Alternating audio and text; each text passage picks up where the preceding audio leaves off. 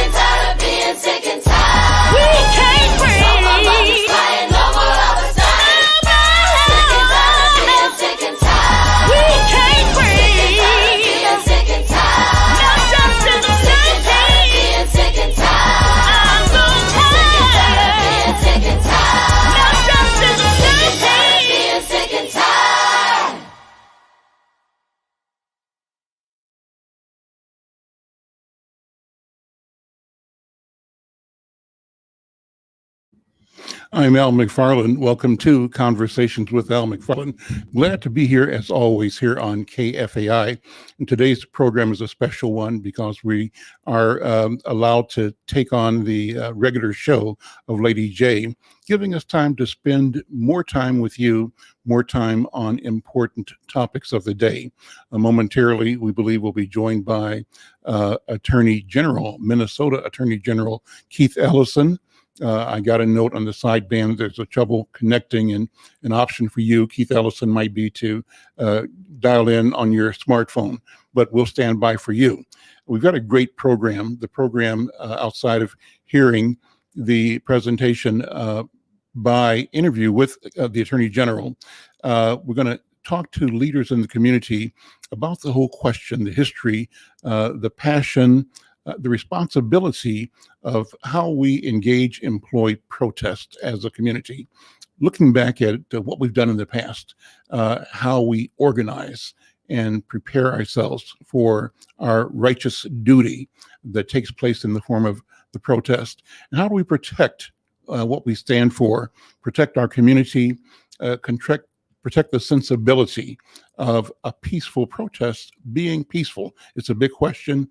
It's on everybody's mind right now. Witness the things that happened after the murder of George Floyd.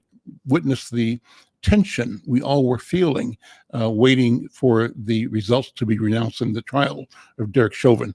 Well, today, as a town hall, we're going to have that discussion with leaders in our community, and I'm joined by Alfred Babington Johnson, who is the visionary leader of the Stair Step Foundation and a principal in His Works United, a community organization of pastor leaders, of elders in the Black church, who are having a discussion around an open letter they have sent to the community, asking us to examine our history, our role, and our future, how we use the protest as a tool for development, and how we protect our interests.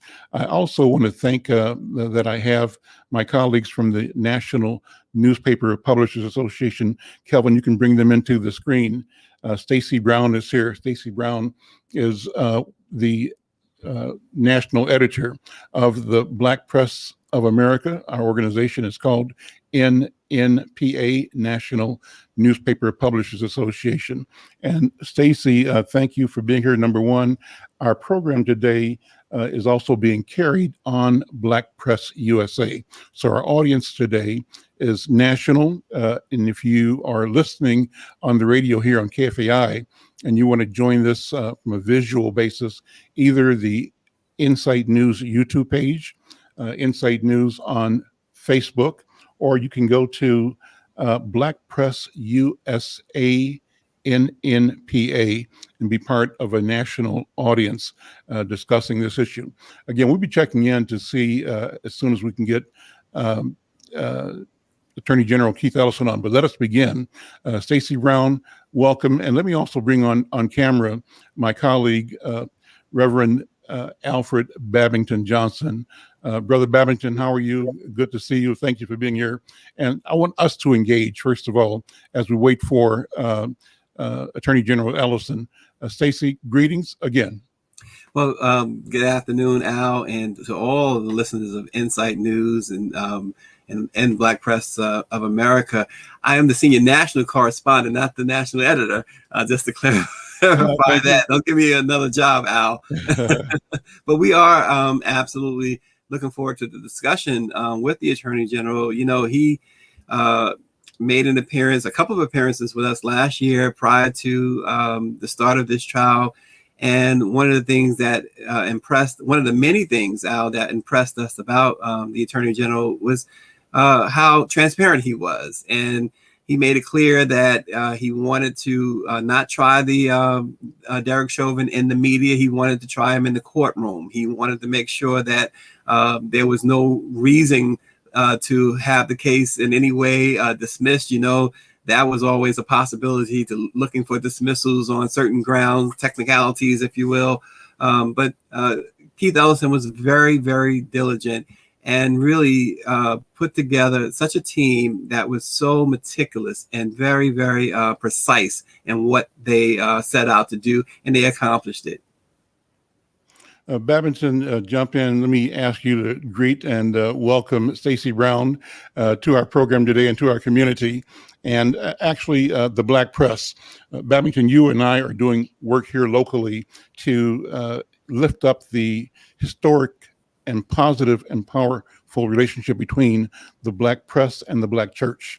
The project that we're going to be doing as part of this program today is a look at how we bring our voices together to examine our history, our legacy, and to plot courses towards futures that honor and respect our dignity as human beings, our history and our legacy, and create a bright, brilliant, engaged future for our people. Take a minute, if you would, Babington, to talk about the Stair Step Foundation and his works united and what we'll be covering later today in our town hall. Well, first of all, thank you very much, my dear brother Al. Welcome, brother Stacy Brown. These are critical times. I don't think anyone could deny it.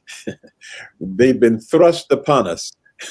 We're meeting situations that we never even imagined could exist. If we went back 16 months, or I don't even know what the accurate time frame is, but none of us were looking for the ravages on our schedules and our processes that this coronavirus ushered in. And as we were staggering with that, then we get hit by the realities of the fact that we are still a very disjointed society in which the disparities that assail Black folk in particular were brought into stark relief. And so here we are working with this moment in time. And I'm glad, Al, that you offer us the opportunity to dialogue about these matters. And I want to just piggyback for a second on what my brother Stacy Brown mentioned in reference to Attorney General Keith Ellison, who he wasn't homegrown, but we have fully claimed him. He was born in Detroit. His folk, I think, from some southern parish where they do gumbo, but we have fully embraced Keith Ellison, and he's fully embraced us. And I don't want to digress too much, Al, but two things I do want to mention, both in respect to Keith and respect to Chief Madera Arredondo in this situation we're facing with George Floyd. Chief Arredondo, George Floyd died on a Monday night, and Tuesday morning at 8 a.m., he had gathered community leaders, Chief Arredondo had, into his offices with the mayor, had the BCA present, had the FBI present, and we're kind of just alerting us, debriefing us on both what had happened and then the process going forward, Al. And several folk were there of the community, and said to Chief Arredondo, we're glad you have the BCA and the FBI here, but they haven't served us these 4 decades. We have all kinds of indications of places where they were missing in action when we desperately needed them. We're not looking at them, Chief, we're looking to you. What are you gonna do? And the interesting thing is the chief obviously was not a judge. He was not a jury. He couldn't try and convict these fellows, but he did have it in his power. And we challenged him to fire them, something that hadn't been done anywhere in the country.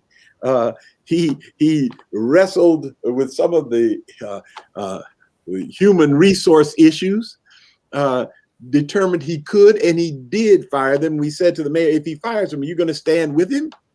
Mayor Fry, to his credit, said, absolutely. These folks should be fired, arrested, and tried.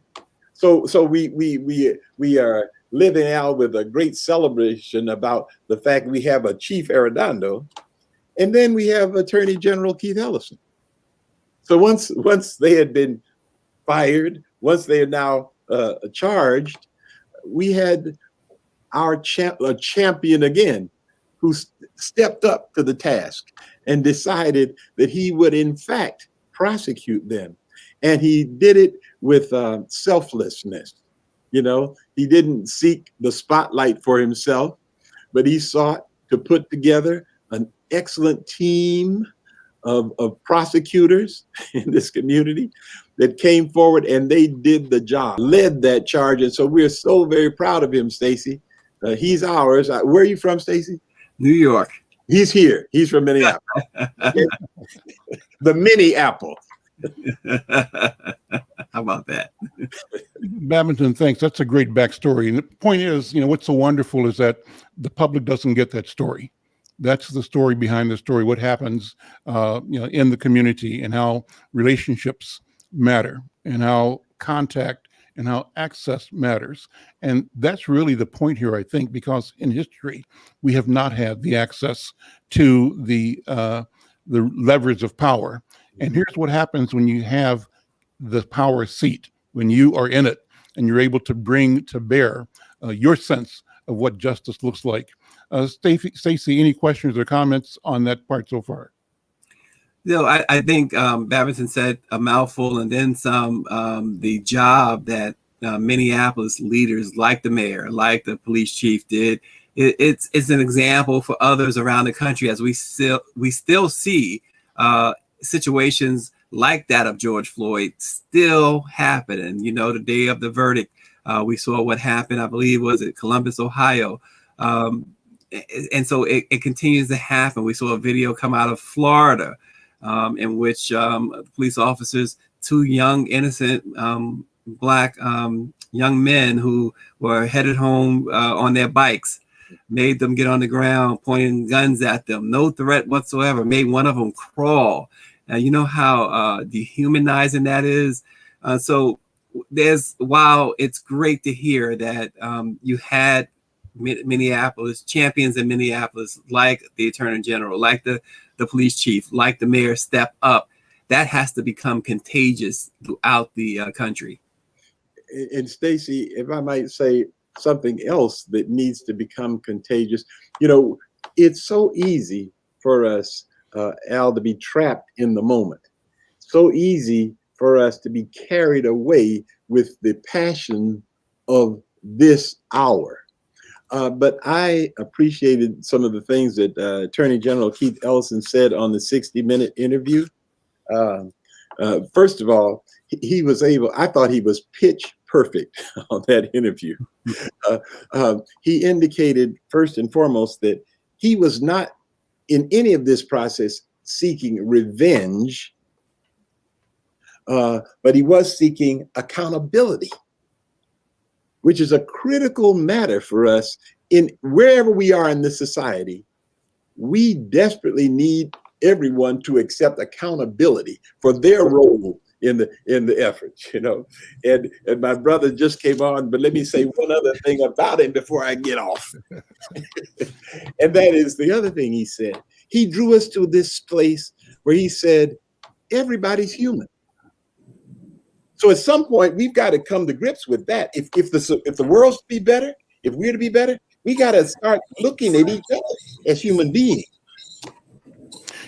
Babington, I think I did one of the last public interviews that Attorney General Ellison made before the trial began. And we were interviewing on another public affairs topic, but obviously I could not ask him about the trial. And he was accommodating and responded, consistent with his obligation to be fair and balanced, and the responsibility and accountability he had to the court and to justice. But one thing I remember from that conversation, and Keith, I'll ask you to talk about this as well, is you said that you were committed to Derek Chauvin getting the very best representation he could have and having the best trial to pursue his claim and to maintain and try to support and defend his claim of innocence. And that struck me as what a high mind, Keith Ellison, to walk into this with that understanding that, in a sense, you represent both wings of the symbol of justice, right? The balancing and the weighing, that above it all and through it all, there has to be a fairness accorded to everybody involved in this. I'm so pleased that you're here. Keith Ellison, thank you so much for being here. I think Stacey Brown. If you don't, please meet him. Hey, Stacey. He's the national correspondent for NNPA. And by the way, we are actually by Facebook sharing this with the Black Press of America. So we're not only streaming locally to the Inside News Facebook audiences and our YouTube channel, but we're reaching the country at blackpressusa.com. in PA. So we That's thank great. you for doing that. That's awesome. Keith, Let me say Reverend Babington Johnson. I don't, good to and see you, my brother. We've got a team of people in the background waiting to come on after you, but go ahead. Yeah, I just want to say I wanted to greet my brother. That's it. Keep this. Let me say this, Al, that Dr. Chauvin sends his greetings as well. Oh yeah, my brother. That's my brother. He sends his greetings. Yeah, well, send him back. I'm a big fan of his. He's a great man. Certainly will. So Keith, let me begin just with the interview that I had planned with you and am planning, and I invited Stacy Brown and Babington to share this responsibility with me. So it's a conversation like we always do. We just talk, right? And talk about what we experience, what we know, what we believe, and what we have passion about. And I want to ask you to respond to that last conversation that I referred to. What about the question of making sure we have a genuine, articulated responsibility that we take seriously? Talk about that and what you said to me before and what has happened. Well, look, because of Derek Chauvin's demonstration of inhumanity to George Floyd, doesn't mean we're going to be inhumane to him. We're just. We believe in justice. We believe in mercy. We believe in all these things. Now, that does not mean that we don't believe in accountability. We do believe in accountability. Everybody has to explain what they do. The problem with our society is that, some people are held extremely accountable for any little thing, and even some things they didn't do. That'd be us, and there's other folks who seem to get away with whatever they want to do. And that's and the problem is inadequate justice, that the scales of justice are not balanced. I feel perfectly confident that Derek Chauvin got a fair trial. I never wanted him to get anything else. He had a full, free, and fair opportunity to be heard, cross-examined every witness, was able to participate in jury selection, everything. And the court went above and beyond to make sure he got a fair trial. And despite him getting a fair trial, he was found guilty on all counts beyond a reasonable doubt by a jury of his peers. And that's justice in my mind. I mean, in the overarching theme, it's. I don't believe that this is an adequate outcome because it's one case. We've got to make fairness the norm. We need to make fairness what we expect to happen, not what we're like, whoa, how'd that fairness happen? That never happens. No, we want fairness to be like, well, of course, right? But there's so much more to go. During the case, we saw the loss of the precious life of young Mr. Wright, Dante Wright, 20 years old, young dad, parents who loved him when he was on the phone. He's calling his mom. And then, of course, we've seen Andre Brown. Looks like that was a horrific case. The young woman, Makai, looks like, her life was taken. And I mean, there's so many cases. And so, what it really means, if you add it all up, is that, the system of government, the state, seems to believe that using excessive force against African Americans is a regular thing to do. Now, why would that be? Well, is it connected to 250 years of bondage and servitude, 100 years of Jim Crow? Now we're living under 60 years of disparities in everything, housing, policing, everything, And so it's just a legacy that we're living, but we're not discouraged and we're not cynical. We still wake up every morning praying for justice, expecting justice, fighting for justice. Babington, go ahead. Keith, let me ask you a little behind the scenes question on two levels in respect to the attorneys. Yeah. First of all, I think we would, all of us, be educated and intrigued to hear you talk about what you were thinking about and how you put together your team. And then either before or after, briefly touching upon the defense team. Was it just Nelson? Was he a lone ranger? So could you speak to that a little bit? Yeah. Well, so the thing is that when Hubert Humphrey was the attorney general in Minnesota. He had a criminal division that was 15, 16 people. Our office is less than half of that now when it comes to criminal prosecutors. And the 7 metro counties and plus Olmsted County, which is where Rochester is, and Duluth, which is St. Louis County, they're in a position to take care of their own homicides. We take the rest of them. So I knew that in order for us to put on the best case that we could, it would make sense for me to see if I can get some special attorneys general to come in. And, Jerry Blackwell and I worked on the Max Mason posthumous pardon. For those of you who aren't from Minnesota, you may never have heard of Max Mason. Well, in 1921, there was a lynching of 3 Black circus workers in Duluth, Minnesota. And the lynching so embarrassed the city that they needed to justify the lynching. So they said, well, there really was a rape of this woman, and that Black man did it. Well, he didn't do anything. That he was convicted, as you would expect, but the trial court judge and the prosecutor both wrote letters to the pardon board to get him out because he didn't do this. And they were denied. So here we sought a posthumous pardon for Max Mason. And Jerry and I worked on that. We went down to the lynching museum, the great Professor Stevenson has pulled together in Montgomery, Alabama. We talked to them about having some replica coffins put on display to memorialize the lynchings that happened.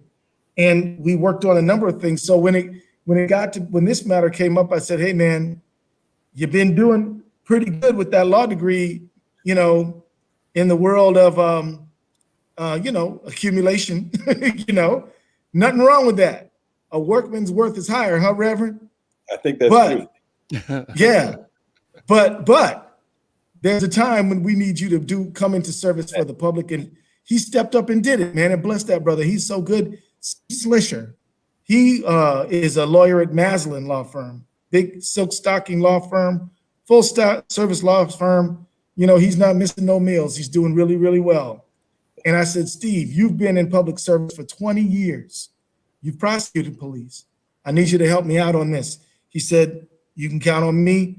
Neil Katyal. Some of y'all who hang around Washington, D.C. know who Neil Katyal is.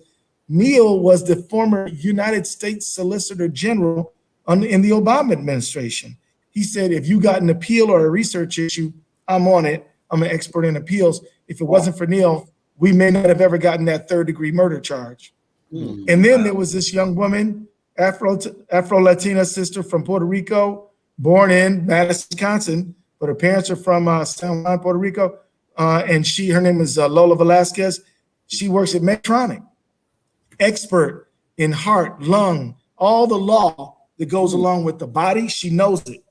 Real smart. The world didn't see her, but she wrote up all of the outlines for direct examinations, the cross examinations, helped us find all those medical witnesses. She said, you need a cardiologist, you need a pulmonologist, you need an emergency room doctor. She like, wow, we're like, wow, go.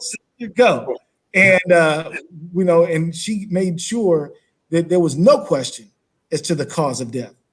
So we had an all-star team, plus my own team here at the AG's office. They did their role. Matt Frank, as the leader of our criminal division, did a wonderful job. And so my theory was I needed to be more of a manager of a baseball team than a player. Y'all who know me know I am a trial lawyer. I love trying cases.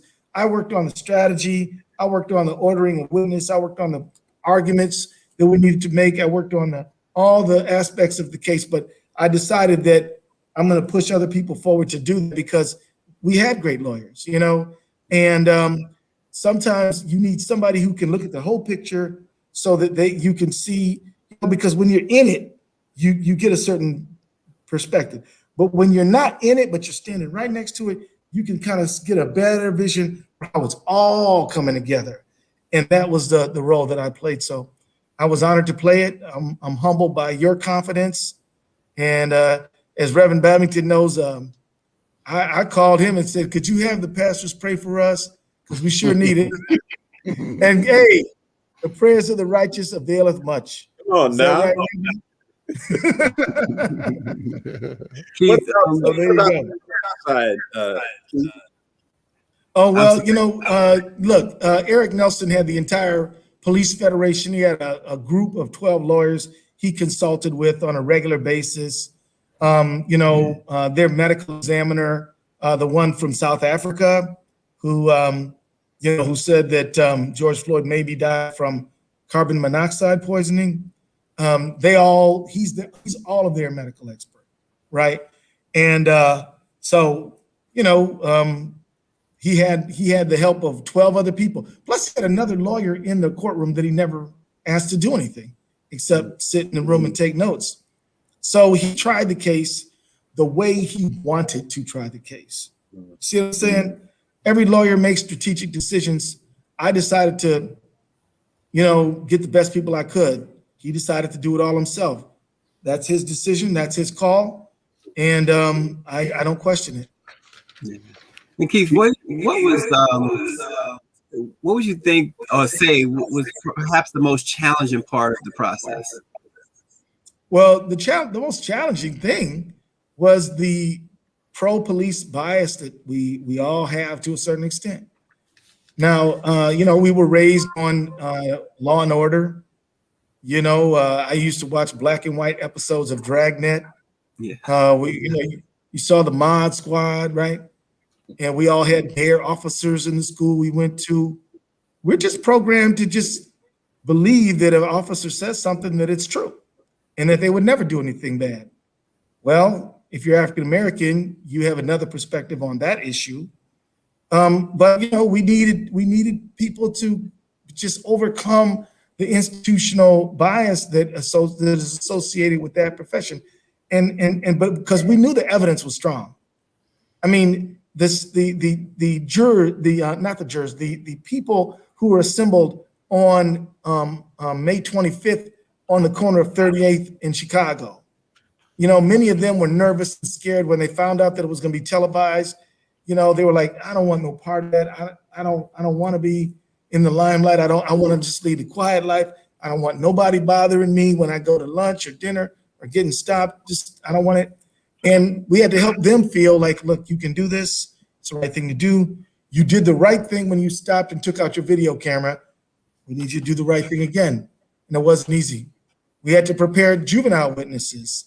And that's hard. If anybody who's listening who's a lawyer knows you can't just question a child the same way you do an adult. Anybody knows that. And so we had to get them ready for the experience. I want to thank Judge Cahill for not requiring them to be on camera. That was important. And quite frankly, I didn't want the case. I didn't want the case on video, on TV. I actually was one of those who said, you know what, TV changes how the lawyers act, but it ended up being the right decision. And I'm not afraid to admit that, I learned something, that you can conduct a TV on trial without people showing out, without scaring off the witnesses. And it ended up being a good thing. So as long as there was flexibility for vulnerable witnesses, I'm fine with the way it went with that. Fantastic. Let's see, Keith, how did you feel about not specifically, in my view, addressing the question of race in the trial, or did you? Right. My sense was Go ahead. I'm sorry, Al. I was going to say there's a Minnesota Supreme Court opinion that says that for prosecution to inject race in a case could be reversible error in prosecutorial misconduct. So we didn't want to go anywhere near that, So that's thing one. And then here's thing two. All of us in life have to ask ourselves, do we want to make a point or do we want to make a difference? And obviously, anybody with eyes, anybody who's with any basic common sense knows that institutional racism was what this case is really all about, right? But we had a specific task, and that is to prove beyond a reasonable doubt that Derek Chauvin was guilty of killing George Floyd on May 25th, and he was guilty of second-degree unintentional murder, third-degree murder, and second-degree manslaughter. And we had 12 jurors who we were making that case to. We weren't making a case to the general public. We were making a case to 12 specific people. And we made that case to them. And so people are smart. You know, they know that this case is shot through with racial institutional racism. But, you know, but for the task we had at hand, if I'd have got up there and argued the societal, historic, racial dynamics of this case, we could have made that point and lost the case. Mhm. It would be better to win the case, I think, right? And then sort of help people understand the larger context of the case. But so at least we kept the main thing the main thing. Keith, I'm Al McFarlane. This is Conversations with Al McFarlane. Our guest today is Attorney General of Minnesota, Keith Ellison. We're talking about the recently concluded Derek Chauvin trial. My colleagues today in this call include Stacey Brown, who's the national correspondent of the National Newspaper Publishers Association. We call it the Black Press of America, and Alfred Babington Johnson, leader of the Fair Step Initiative and his Works United. Following this, we're going to go into a town hall meeting. We've got a panel of esteemed workers and leaders in the community standing by to join this conversation. And we're going to talk particularly about the whole question of protests in our community. Attorney General Ellison, as long as you can stay with us, please do, because we love to have you as long as you're able to be with us. Stacey, you had a question. Yeah, I got a minute. I'll stick around. Great. well, Keith, you mentioned about the, as we all know, about how police officers generally are given the benefit of the doubt. They are believed before anybody else, whether it's in the courtroom or anywhere else. Were you at all surprised that Chauvin did not elect to have a trial by judge instead of a trial by jury? Well, you know, we do see people pursue that strategy sometimes. We see that from time to time because, you know, I mean, quite candidly, you know, the judges are familiar with the police officers, get to know them, get familiar with them, feel a certain degree of affinity for them. And that was something that was a possibility. I mean, I think it was right and just to have a jury. Glad they did, but we were preparing in any case. And so, but that's something you got to be ready for, because there was a case years ago in St. Paul where the officer was charged with excessive force on a handcuffed person in custody, hit the guy in the face as he was handcuffed to a chair. I don't know if y'all remember that case. And the judge said, well, he's not guilty. And, you know, I was like, wait a minute. You just let that guy walk from that? And I mean, but so that happens. But, Yeah. but I'm gonna tell you this, no judge would want to be the sole fact finder in this case. Yeah. How does that I play bet into the- I bet you the person most happy that there was a jury is the judge. So what kind of pressure does the judge have going into the sentencing? Is that his decision alone? How does that process work? Well, it is. He gets the final say on that. So what'll happen is, and there is a trial, and there is a sentencing date of June 16th, I believe. And we as a state have filed notice of what we call aggravating factors. And those aggravating factors are, number one, it was done in front of children, minors. Two, Derek Chauvin as a police officer was in a position of trust and authority. Three, the act was particularly cruel as Derek Chauvin ignored 27 pleas from George Floyd to breathe. Four, that it was an act done in a group, more than one person.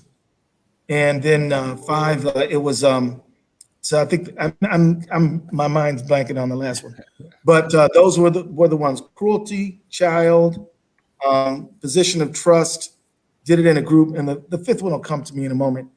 But those factors justify the court going above the sentencing guidelines.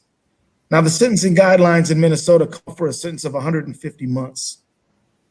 And the judge is legally allowed to exceed that if those factors are found to be proven beyond a reasonable doubt. And so if the court finds that beyond a reasonable doubt the act was committed in front of children, beyond a reasonable doubt it was an act committed by a person in a position of trust. Oh, the last one is George Floyd was particularly vulnerable. He was particularly vulnerable. So vulnerability, trust, children, group, and cruelty. Those are the five. And if he finds it, any one or all of those are proven beyond a reasonable doubt, that will justify what they call an upward departure. And as I said, I don't think it's right for the state to seek revenge against any defendant, but I do think it's right for the state to ask for an appropriate sentence based on conduct. And that's what we're looking for. Who's going to pay? Who paid for the defense? We mentioned there was one defense attorney, the voice of the defense, but you mentioned there was a team there. And so give us a sense of how that defense was paid for and what it costs, if you can. Well, I mean, it's well known that the Police Federation has a fund to fund these defenses. So that's what I assume. Okay. Any idea what the cost is for this? You might not know that. No, I don't know that. That would be subject to attorney-client privilege. They don't even have. I'm going to have to come up. I will have to publish a bill for what I spent. They don't have to. Okay. And what did you spend? Hey, and there's Dr. Ben Chavis. How you doing, Dr. Ben? Let me bring Dr. Benjamin F. Chavis on. He's the president of our National Newspaper Publishers Association. Dr. Ben, good afternoon. Thank you for breaking away to get on this call. It's so important to have you here and your voice. Now, you're muted, I think. Uh-oh. There you go. It takes me to silence Ben Chavis. Nothing else can. You were on for a second and off again, so we're not hearing your voice right now. And maybe Kelvin, you can help him. Yeah. In the meantime, Keith Ellison, you mentioned earlier too about what's going on nationwide. Really, there was a report that was just published in Science News, and it mentioned the researchers examined almost 3 million officer shifts and 1.6 million enforcement activities performed by about 7,000 officers from 2012 to 2015. The team looked at how officers of different backgrounds behave while patrolling the same neighborhood at the same time of day of week, month, and year. And they found that, of course, Black officers, Hispanic officers, and women officers had far fewer police stops, far fewer arrests, and far fewer use of force. I think, Keith, I read that article. Doesn't that tell us something too about policing and perhaps maybe we should have cops who live in the neighborhood, patrol the neighborhood? Is that an indication of that? Yeah, I certainly think you've got to have every police department look like the people they're policing, for sure. Now, that is important. I don't think it's all we need, but it's certainly one of the things that we need. And, I'm struck by this case where there was a Black female police officer in Buffalo, New York, who intervened to stop what she recognized as excessive force. She does not get a commendation. She gets a condemnation, gets fired, and has to sue to get her pension back. Yeah. So when we've got, if you're going to have officers intervene to stop other officers from doing illegal and improper things, you're going to have to create an environment where they will do that. And that means incentives. And one of those incentives is that you hold people accountable who violate the rules, and you promote people who obey the rules. And every Minneapolis police officer is required to intervene when they see another officer doing the wrong thing. Every Minneapolis police officer is required to render medical aid. I mean, in this case, we proved in court that George Floyd was without a pulse in the last 3 minutes. Nobody turned him over to give him chest compressions. And all of the officers had hours and hours and hours of CPR training. How do they justify this? It's just wrong. I'm hoping that this case does send a message that you need to obey the rules, or you might find the police chief and a whole bunch of your colleagues testifying against you. Yeah, absolutely. Dr. Ben, are you there now? Yes, can you hear me now? There he is. Perfectly. Good to see you. Thank you. Hey, Doc. I just wanted to say to the Honorable Keith Ellison, salute, my man. You and your team did an excellent Right back, job. brother. So very proud of you. And I speak on behalf not only of the Black press, but all of Black America. We're so proud of the dignity and integrity, the way you handle the situation in Minneapolis. And if we had other attorney generals like you, you may need to help your colleague in North Carolina, because they're having a serious situation there where they are refusing to release the video and other things. But my whole purpose, I know you had a great discussion with Al and others in states. I just wanted to say on behalf of the Black press, we are very proud of you. Well, thank you. I do thank you. And I just stand in humility, grateful to God that I'm able to be here and do the best I can. And I just want to say, Al, at our national convention in June, we want to give Attorney General Keith Ellison our highest award. So be on the lookout. The Black press intends to salute you. I don't think that would violate your oath of office. There's no monetary, but we just want to say thank you for your leadership. Well, I'm humbled and honored. And I would, if you all decide to do that, I would have to say that it's an award on behalf of the whole prosecution team. Yes, absolutely. Ben, we're going to go into a conversation momentarily with elders and leaders in our community about the history of protest and about the value of protest and how we both claim and preserve the strategies of effective protest without being derailed, side-railed, infiltrated. One of the things that all of us have watched and talked about over the past year is in the wake of the killing of George Floyd, Minneapolis, St. Paul, Twin Cities set afire, burning. But the impression at the street level is that the burning wasn't done or led by Black people, rather led by people that had other interests, other agendas. Some identified themselves as anarchists or as even white supremacists with the intent of provoking confrontation. And so you've got particular personal history in the world of protest and the philosophy of protest. Let me ask you to make a comment about that first of all, and then I want to ask Brother Babington to talk about the declaration of his church, His Works United leadership group that will be doing the town hall as part of this conversation today. Dr. Ben, what do you think? The history, the context, how do we protect and preserve our capacity to effectively deploy the protest, but not be side-railed? Well, I think we should always be very forthright with our protests and state very clearly that our protests are to be nonviolent, that our protests are to be principled, that our protests have to respect the family of those who have been victimized, that our protests should always take the high road and not let anyone divert us or make us engage in things where then the protest becomes a diversion from justice rather than a complement of the demand for justice. I think that's so important.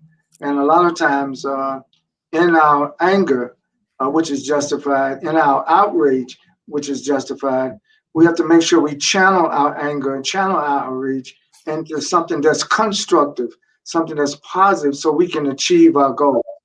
Dr. King said it best, that protests are a means through which we address our demands for freedom, justice, and equality.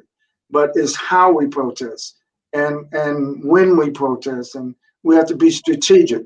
You should never play into the hands of those who are just waiting to get a license to oppress you more. And so we have to always be mindful, and we should learn from past protests. I think the importance of Black history and the importance of African history is that we learn from it. We don't necessarily have to repeat it. We learn from our history, and then we create a better future based on the learnings from our history. I'm going to ask Brother Babington to join in because he's prepared to share this powerful letter that they actually published this Monday as a full-page letter to the community. The Stair Step Initiative has a leadership role in a coalition of pastoral leaders called His Works United. And as a group, they've come forward making a declaration, an invitation for our community to step up and step into our legacy of righteousness, I believe.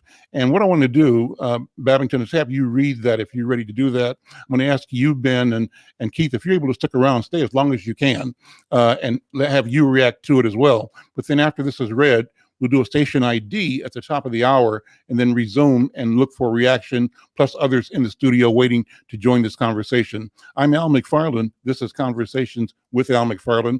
Thank you for being with us here on KFAI, and thank you for being with us online at the Insight News YouTube channel, at the Facebook page for Insight News, and also you may be joining us from the NNPA national website, Black Press USA NNPA. We thank you for paying attention to these critical issues. Brother Babington. Thank you, Al. I want to read this open letter to our community, to our village. And let me just say, signatory to this are the policy board of His Works United, which includes Bishop Richard Howell, who is the diocesan bishop of the Pentecostal Assemblies of the World, Reverend Dr. Billy Russell, who's the president of the Minnesota State Baptist Convention, Reverend Dr. James Thomas, who's the president of the St. Paul Interdenominational Ministerial Alliance Black, Reverend Stacy Smith, who's presiding elder of the St. Paul, Minneapolis district of the AME Church, Bishop Fred W. Washington, who's the bishop of the Church of God in Christ and jurisdictional prelate, and Reverend Dr. Ronnie Patterson, who's president-elect of the Minnesota State Baptist Convention. To the village. In the first 6 months of 2020, while the world was reeling from an introduction to COVID-19, headlines record that the ongoing pandemic of violence perpetrated against African Americans continued. Say the names: Ahmaud Arbery, Breonna Taylor, George Floyd, Rashad Brooks, Dante Wright, Andrew Brown Jr. This correspondence has three purposes. First, to proclaim solidarity in our village. We stand together with the young activists and the long-term warriors, with outraged mothers and fathers, with the concerned laborers, managers, and entrepreneurs of our village, and we demand change. We rebuke the spirit that denies the humanity and dignity of African Americans. We reject the overly aggressive attitudes and behaviors that allow what should be simple traffic stops of African Americans to be life-threatening encounters. We reject the notion that disparities in economic resources, healthcare, education, and suppression of voting should be allowed to continue. The murder of George Floyd has brought focus, but whatever the ultimate outcome of the trials and the verdicts with Derek Chauvin and the other officers, the community will need to build our ability to continue to fight oppression and disparate treatment. Our second point, justice, the end of police killings of Black men and women and other persons of color, equal access to resources, and relief from disparities in health, education, jobs, housing, etc., require our raised voices, and protest is a vital tool. We have a rich history of accomplishments that occurred through nonviolent protest during the modern civil rights era. We affirm, encourage, and will continue to join in nonviolent protest to call attention to critical issues. We are encouraged by the energy and conviction of all of our people, and we are gratified by, to use the language of Attorney General Keith Ellison, by the bouquet of allies that walk with us. The third observation is that our efforts to achieve good outcomes are being perverted by those who are not allies to our cause. The presence of white supremacists that set fires and anarchies that caused difficulties and disruptions during the nights of protests following the George Floyd murder are well documented. These undermining actions continue to occur here in Minnesota and throughout the country. We must move strategically to ensure that our voice will not be silenced or distorted, and our energies will not be frustrated.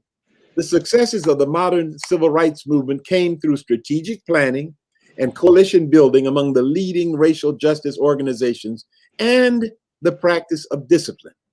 We need to apply those lessons to the current situation. We must act to prevent the disruption of services and access to goods that occurs when grocery stores, banks, and gas stations in our community are closed after a night or two of looting, and community residents have to travel great distances to meet basic needs. Looting at Walmart in Brooklyn Center was followed by the next night boarding of Walmarts as far away as Cottage Grove. We suggest that there are tactics we should employ to gain the victory we need. The first adjustment should be to take away the cloak of darkness that allows those infiltrating our protests to wreak havoc. Schedule protests as required, but end before dark and return the next day. After the murder of George Floyd, mass protests took place throughout the nation and in many parts of the world as the legitimacy for concerns of justice and appropriate behavior by the police gained volume. Time after time, well-attended, nonviolent protests deteriorated while outsiders, opportunists, white supremacists, or anarchists inserted themselves, distorted the discussion, and diluted the righteous indignation that's necessary for change. Wisdom would dictate that we move to defang the ability of the enemies of justice to detour our efforts. We suggest that organizers and leaders of protests strip the ability of our adversaries to use the cover of darkness to throw their rocks and hide their hands. We should gather in great numbers whenever a cause rises that requires the attention that nonviolent protests can bring. But as protest leaders and organizations, we should set strict times for the involvement of legitimate allies and deny interlopers the benefit of blending in to do their mischief. We have much to do, and we must challenge the complacency of any that choose to be blind to growing atrocities or deaf to the call of meaningful change. Let us continue to reason together and work together with those with a heart for the peace that comes from justice.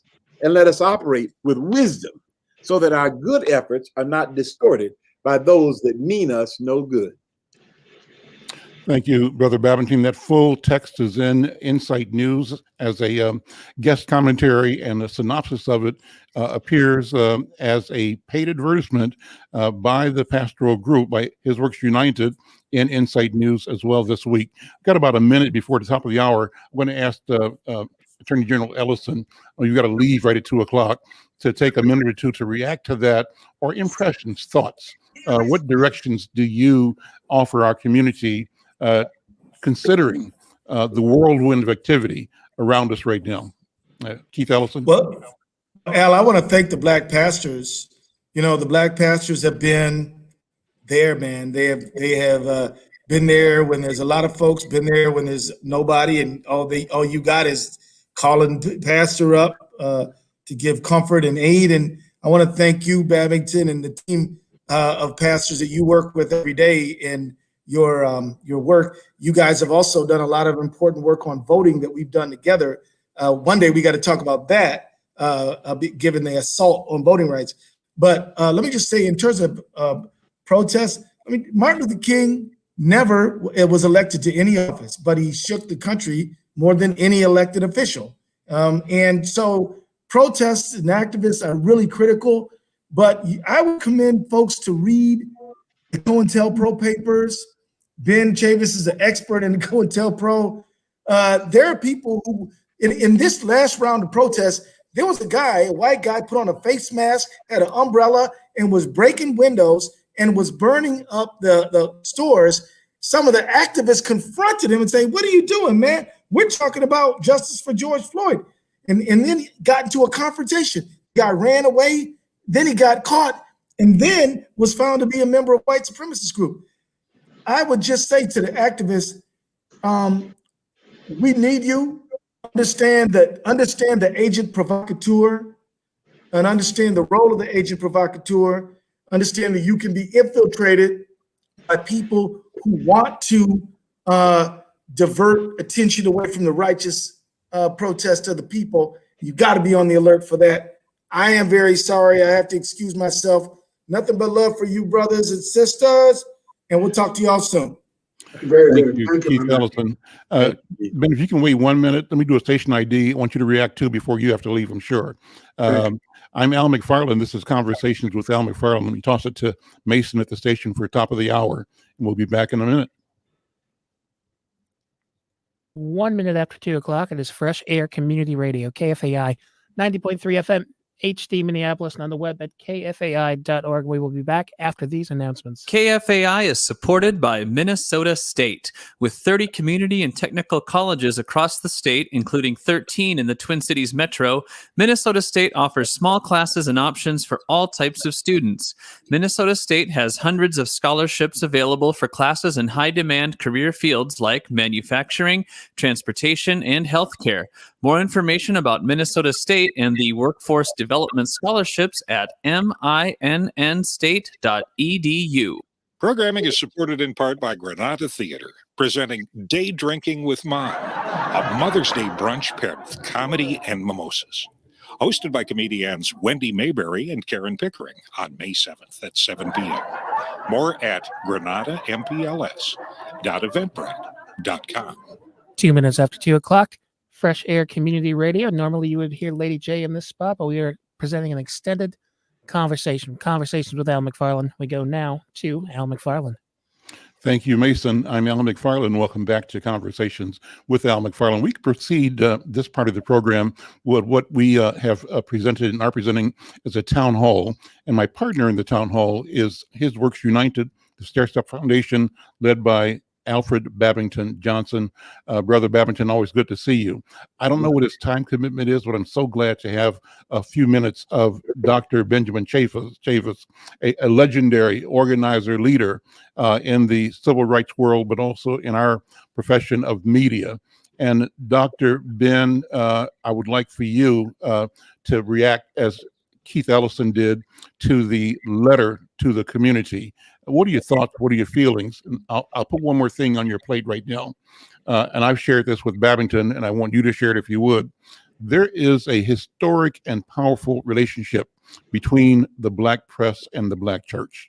What we're doing here is consistent with the tradition of effective change. And address that, if you would, Yes. consistent with responding to the letter to the community. Well, thank you.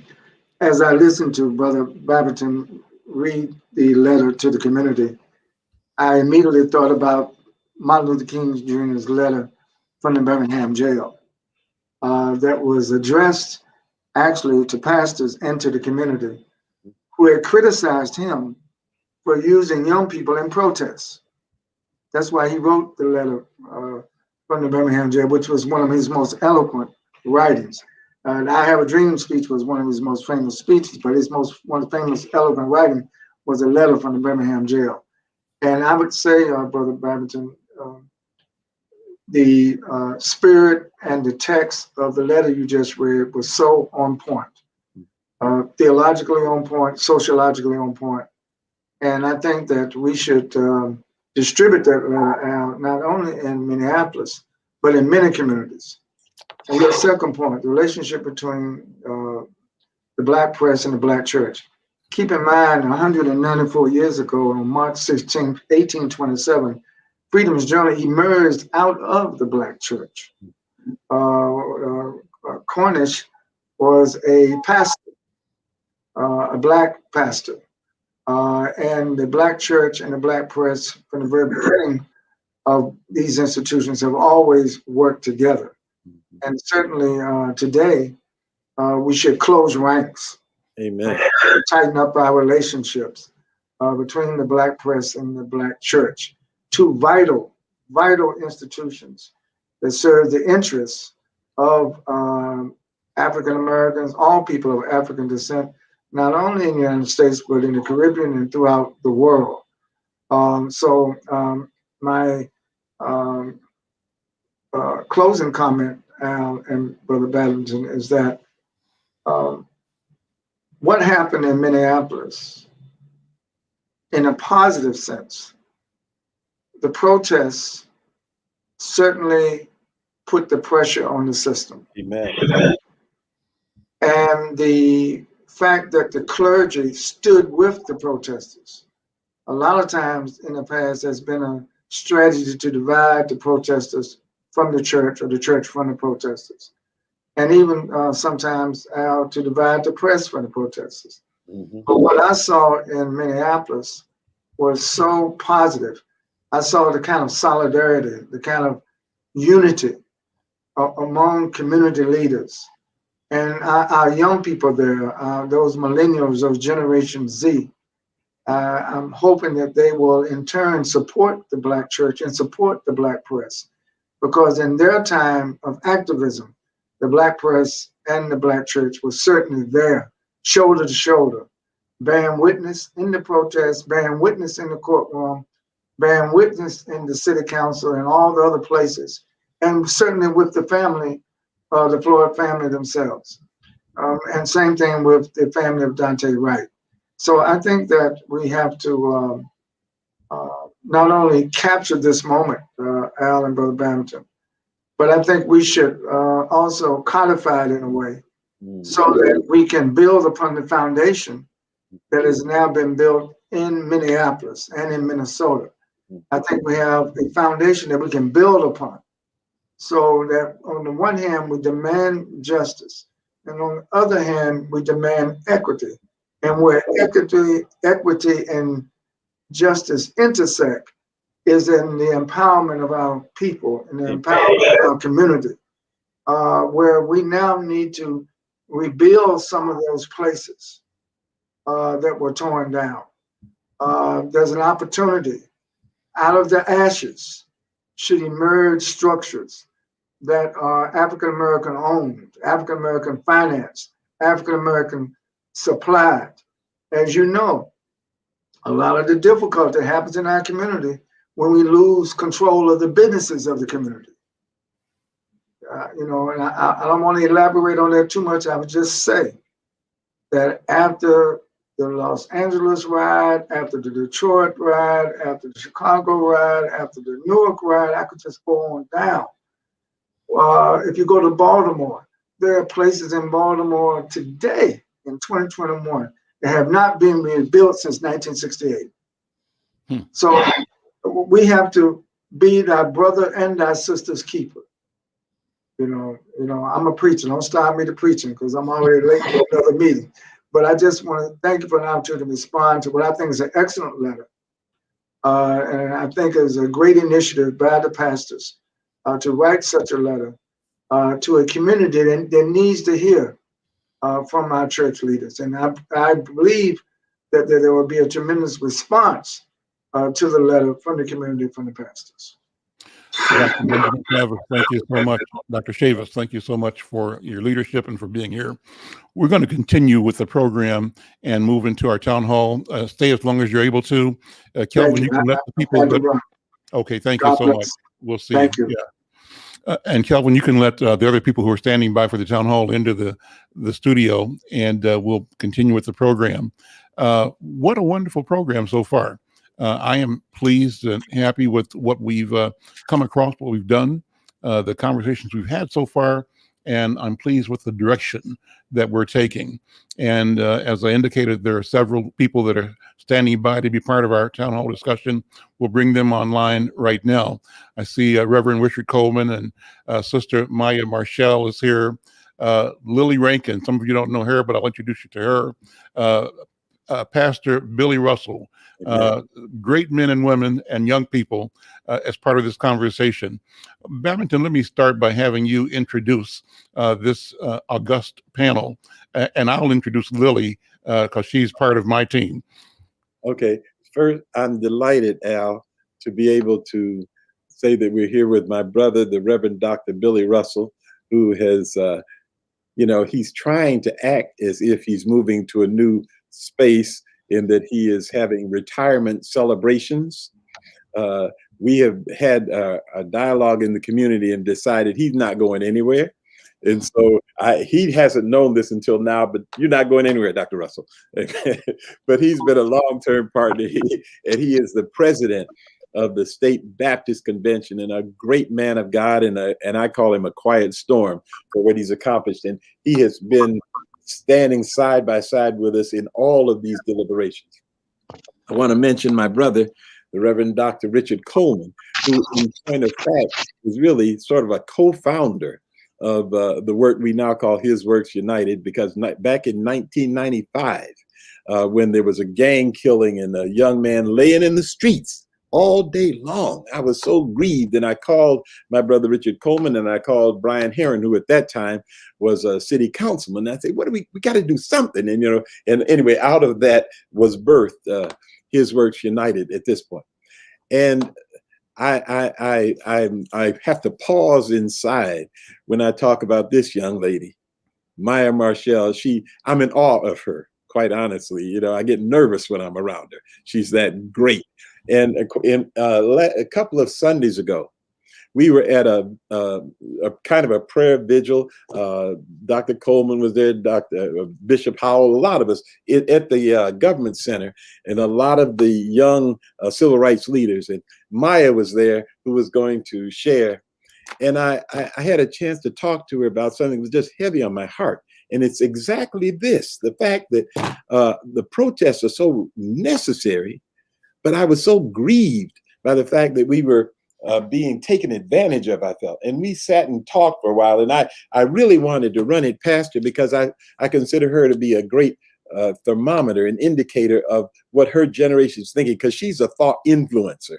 And so really, as a result of our dialogue, came sort of an internal permission to go forward to our policy board and put forward this letter, which we then sent. So Maya is a storm.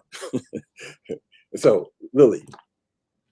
Well, let me do this. Maya, I had a chance to, at Babington's suggestion, look at the video work you've done. I know you work in a lot of different platforms, but one that I think is particularly powerful is your video that talks about Breonna Taylor. What are we going to do? And it speaks to the moment, the energy, the demand, the expectation, the obligation that we have to bring our voices, our bodies, and our minds forward in pursuit of justice.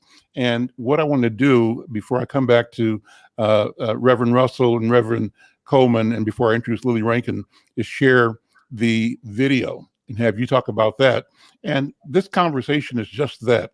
The town hall is a conversation. We're all going to talk with each other about how we see the world, guided by the thoughts put forth by Brother Babington, and all of us, though, free to bring in the nuance, the background, the insight that helps us all understand the power of this moment and the necessity of our engagement and the inevitability of our success.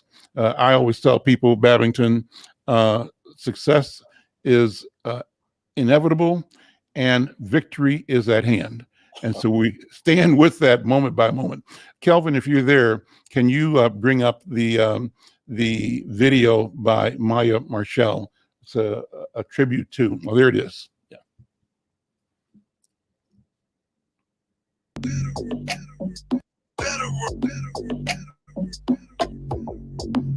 Try this shit. Until they see your honor, we do this in your honor. Until they see your honor, we do this in your honor. Until they see your honor, we do this in her honor. Until they see your honor. Breonna, Breonna, Breonna. If I could just keep it 100, them cops feel free because that's what they wanted. When I say they, I refer to the system. You want to change and we need a conviction. We don't need another street sign. We need police to stop being swine. This ain't about no one race or religion. They did wrong, so I belong, just don't admit it. I don't even know you, but I love you.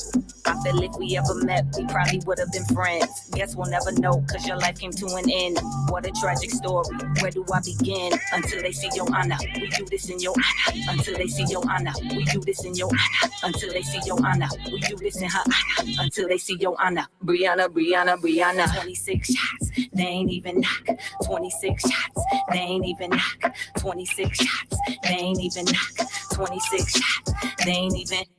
26 shots for them 26 years. 8 filled your body, now my eyes full of tears. Yikes, that's how they do it in the Ville. Spraying all them rounds like they on a battlefield. Hide behind the law, they say we don't comply. Sleeping in her bed, tell me why she died. File a false report, Louisville PD. Why y'all ain't arrest Jonathan Mattingly? Maybe it's the color of her skin.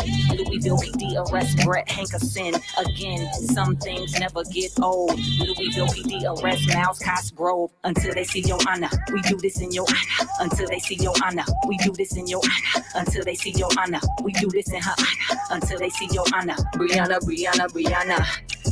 Breonna, Breonna, Breonna.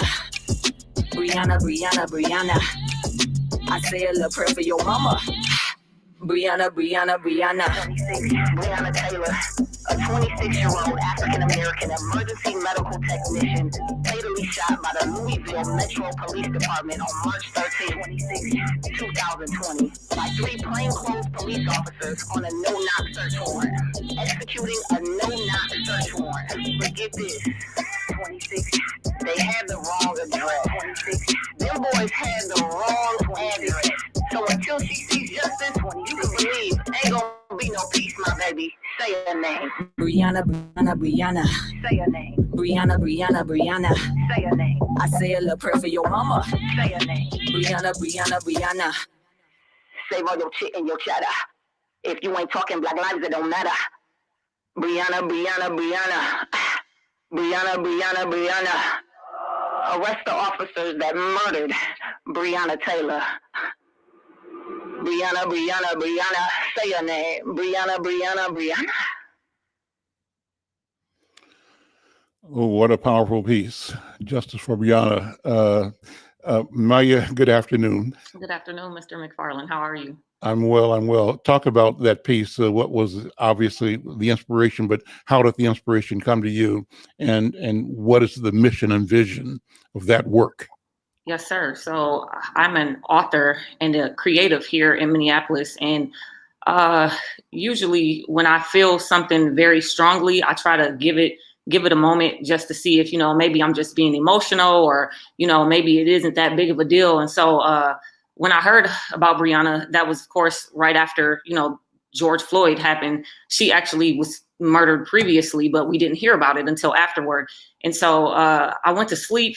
I read the article and I was reading things on social media and it just didn't make sense to me. And I could just feel like a heaviness. And it was so heavy that I couldn't sleep. I couldn't think about anything else but her and how I could have been her. And how even till this day, I still could be Breonna Taylor. And so because I wasn't super active in the streets for protest, just because, extenuating circumstances and trying to be safe for elders and my family and things like that. And I felt really burdened. I was feeling guilty because I wasn't out there in the street. And I was like, you know what? I'm just going to do what I do best. And my form of protest is music. And so I decided everything that I was feeling, all the guilt, just everything that I was feeling, just the anger. I decided to put it on paper and contacted one of my friends who is an amazing producer. And this is what we came up with, Breonna Taylor, 26 shots. And so that was my form of protest. We got it out there.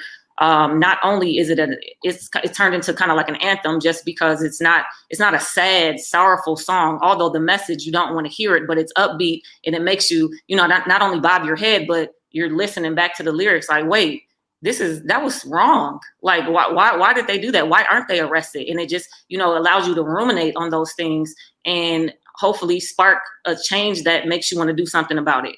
Like Attorney General Keith Ellison alluded to earlier, he said, do you want to make a point or you want to make a difference? And I feel like a lot of the times when we protest, we are trying to make a point, but really, how are we making a difference? And I felt that is why I created that piece. Let me ask you something, because I want to ask Lily the same thing in a minute. Maya, you come from what I call a legacy family. I know everybody in your family, and they're just great people. They're beautiful people. They're wonderful people.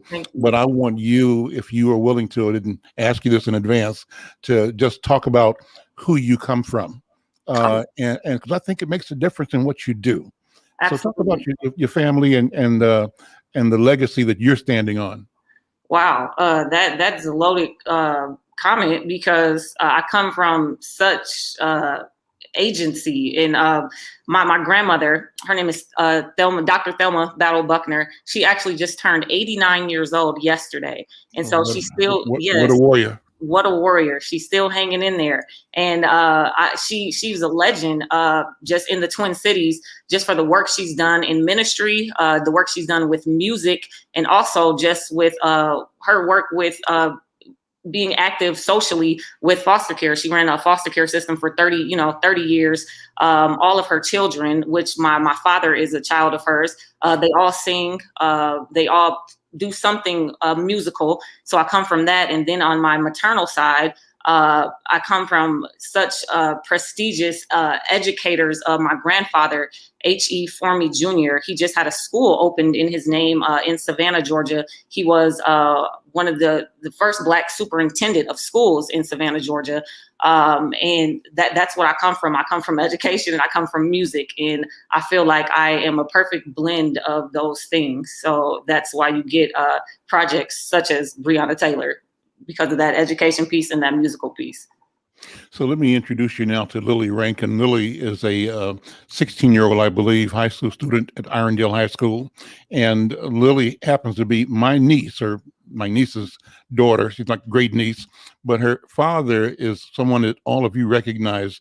Her grandfather, Leon Rankin, the pioneer civil rights fighter and champion here in Twin Cities.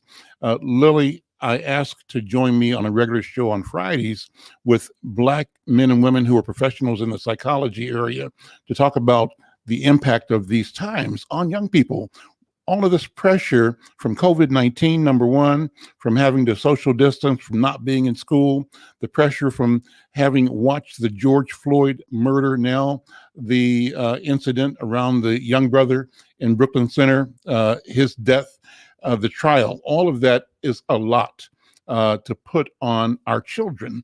And Lily is one of our children who decided that she would not be flattened by this oppressive weight of the time, but that she would react and organize and lead. Lily, good to see you. Take a minute, if you would, and talk about yourself and talk about what you've done as a student organizer in your community. Then want to bring the elders in to put all this in context.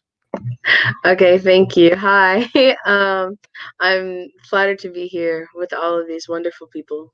I am a 10th grader at my high school, and for what I did was I was not really feeling the whole, like Maya said, the pressure of everything that happened, including the Dante Wright killing. He died in Brooklyn Center on April 11th, where I used to live. And so I really had I felt a connection, not only just to him, but to how unjust his death was. And so I did something about it at my school. I planned and organized a walkout, starting with the Minnesota Teen Activist Instagram page. They made a whole organized for all Minnesota schools to walk out, and I communicated with them personally and told them that I was going to participate in their protest as well. And so I organized my whole school. I led the walkout. There's photos and pictures of us communicating. I had speakers, including Black teachers, Black educators, and parents from not even only our school, but from our district, talk at the protest as well. And it was peaceful. I talked to my principal, Carol Campa, about it and told her that there are students that are feeling unjust. There are people that can't even speak about this at home, and POC people and white people as well. It's a very touchy topic for most people. And I felt like speaking about it and bringing it up, lifting it as a bigger thing, and making sure that everyone knows about it and that everyone is feeling okay to have a voice and have a say about what happened is why I made the walkout in the first place. So yes, I did that. Also, before that, for the George Floyd killing as well, I made a protest as for that as well. I went to my local Cub Foods and protest on the street is there. They kicked us out into the side, so we stood in the front of their parking lot and protested that as well. We didn't stop, so I felt like that was a big part in a major feeling of how I wasn't going to settle down or settle with what has happened, but push forward and make it known that I'm here with everyone else as well, even if I am a younger individual. So yeah. I'm so impressed. Let me ask Dr. Billy Russell and Dr. Richard Coleman to weigh in the spirit of what these young leaders have said. Maya, with her phenomenal art and voice, and Lily, with her phenomenal voice and courage as a teenager. Dr. Russell, Dr. Coleman, how do we talk about protest in our community, not only here in Twin Cities, but protest in the world, and our responsibility to bring our bodies and our mind to the line in the cause of justice? Dr. Billy, what do you think? Yeah, hearing her say that she organized protests as a 10th grader, it brings back to my memory as an 11th grader. I think I organized the first protest at our school, bringing all the people together because there was just so much unjust things going on. And when we did a walkout at our school, and it made a huge difference. It was trying to take a celebration of Martin Luther King Black History Month away from us. But because of our protest, not only did they give us a day, but they gave us a month. But it was a peaceful protest. Now, I've been involved in protests through the civil rights age. I've seen it all. In the 60s, in the 70s, even in the 80s. But even when I became a principal in Marion County schools, we had a hanging. A young man was hung in Marion County. And again, we had to protest because, listen, we know it was white supremacist group that ended up hanging him. Matter of fact, we had visited their site and seen what they were doing. And we protested but I want you to I can say that I'm gonna agree with protests. I've been involved in protests. I thank you for your involvement in protests, especially as young people. We need you as young people to be involved. And if you don't do it, listen, it's not going to be done. We need the young people because some of these older people, it's too late. Some of these older white folks, it's too late. We got to look at trying to educate our young people to make a difference in this world today. So we thank you, young people, for doing that. And I'm in line with what Babbington is saying in the letter. Look, we all agree on this because we believe that protest is a must, but it must be peaceful protest. And we can make a difference. I'm a living witness that we can do that. And I will not allow white supremacists to come in and take over what we're doing. I'm a victim. Even here, there was some, during the protest after the George Floyd killing, there were people who tried to burn down my church. And the neighborhood stopped 2 young white boys with gas cans. They was identified as white supremacist group that was trying to burn down the church. Why? Talk about that. What happened? Tell me the story about that. I wasn't aware of that. It's horrific to hear it, but talk about it. I was called on a Sunday evening. Really, the FBI called me and said there were credible threats. And so by the time I got to the church, already the neighborhood had caught them, had stopped them. And that's why last year on Juneteenth, we had a celebration for the neighborhood. I actually had Reverend Bruce Carpenter come out with his food truck and feed the whole doggone neighborhood, because if it had not been for them, and our neighborhood where the church is mostly white people, but they stopped those kids from burning down the church. And I mean, I don't know why they wanted to burn it down, but it was just all the activity that was going on at the George Floyd site. You know, we're about 10 blocks away from there. Mm-hmm. So all the activity was going up and down 38th Street, all these unmarked cars. And they was all up and down the street, and it was burning down the service station right down from us.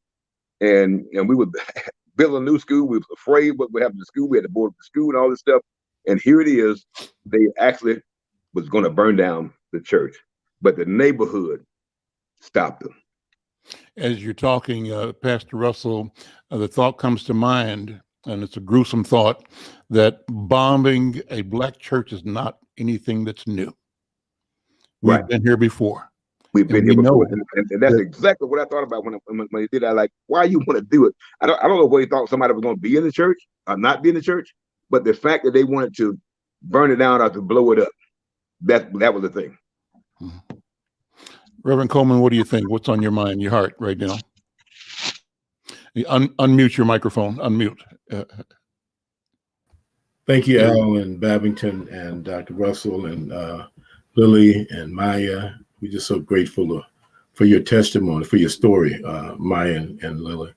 We just, as people of faith, when we hear your story, it's not difficult to think about the Spirit of Christ. We see Christ in you. There are a lot of people today in despair, disillusioned, hopeless, thinking that there's nothing to do but fight physically.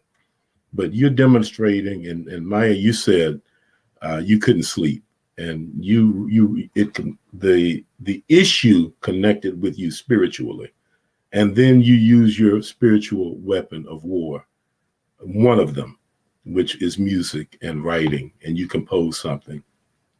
And Lily, you were disturbed and troubled by what was going on, and as a 10th grader, had the wisdom and foresight to tap into your heart and into your soul and allow the Spirit of God to give you that strength to step out and to be extraordinary. And you are extraordinary leaders, and we thank God. Often we say as elders that you're the future leaders. That is absolutely untrue. There's a story in the Bible that you're familiar with, that Jesus of Nazareth was with his mom and dad on a trip, and they looked around and saw he was not connecting with them. He had decided to go back and was there with the elders and was mixing with them and building relationships and learning. And it's so exciting to see what happened after that. And then when they found him, he said, I got to be about my Father's business. And that's what you are about. And I just pray for you that the fire that's in you will spread all across our community, and others will see that you can protest in all kinds of creative ways. You can be, when the Spirit of God is guiding you and you're responding in faith, miracles happen, mountains come down, walls are torn down, and ways are made out of no way. So I am so excited and blessed just to hear your stories today. And I pray that God will continue to bless you and that you will have an open heart to what God is calling you to do. I'm Al McFarlane. This is Conversations with Al McFarlane, a special extended version of the program today. Thanks to Lady J for giving us her time for her normal 2-hour stint. We're here with our town hall, and we're talking about embracing protest, responsibility, accountability, the elements of that, the history of it in our community.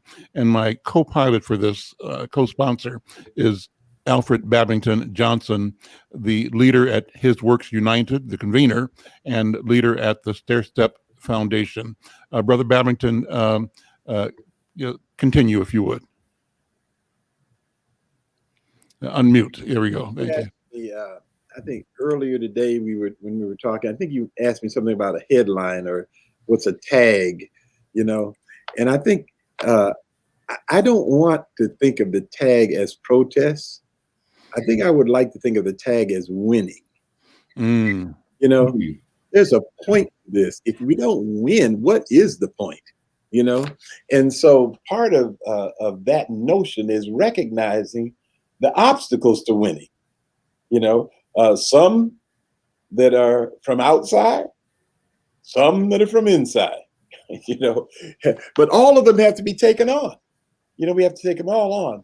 And I want to segue something, but I want to come to something, and just to put a pin here to say where I want to come to at some point, I want to say Maya. Okay. But before that, though, the issue that there are a lot of things for us to deal with.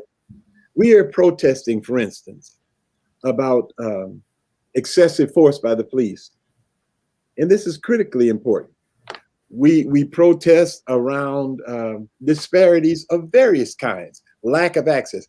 This voter suppression thing is about to drive me crazy. How it can even be, how people can operate in that way. But the same kind of lack of humanity that Derek Chauvin showed is on display in all these areas, as we see the society itself lending itself to voter suppression, if you will, or exclusion or privilege parades, if you will.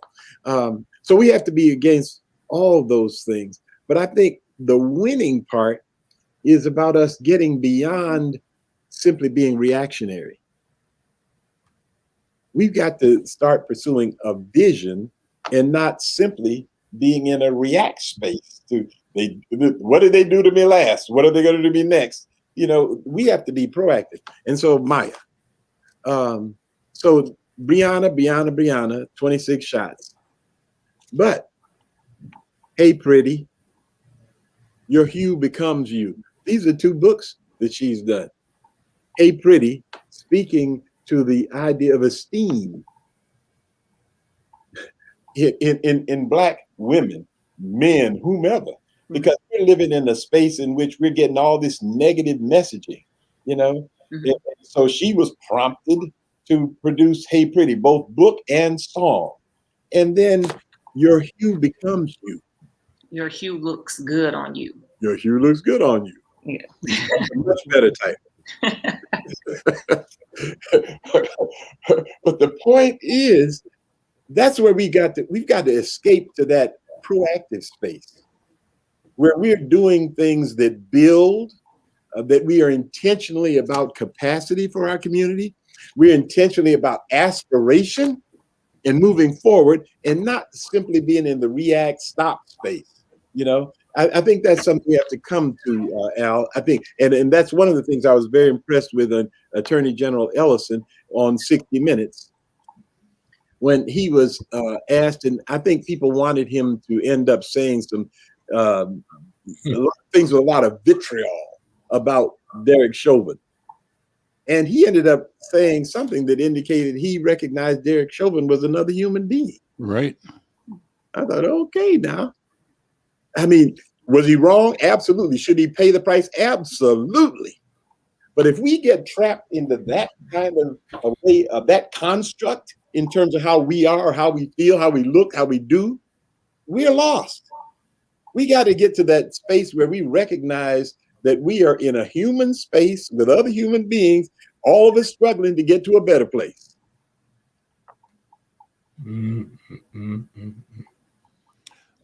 Absolutely. You know, I wanted to share, if I can do a screen share here. You mentioned the title for the article.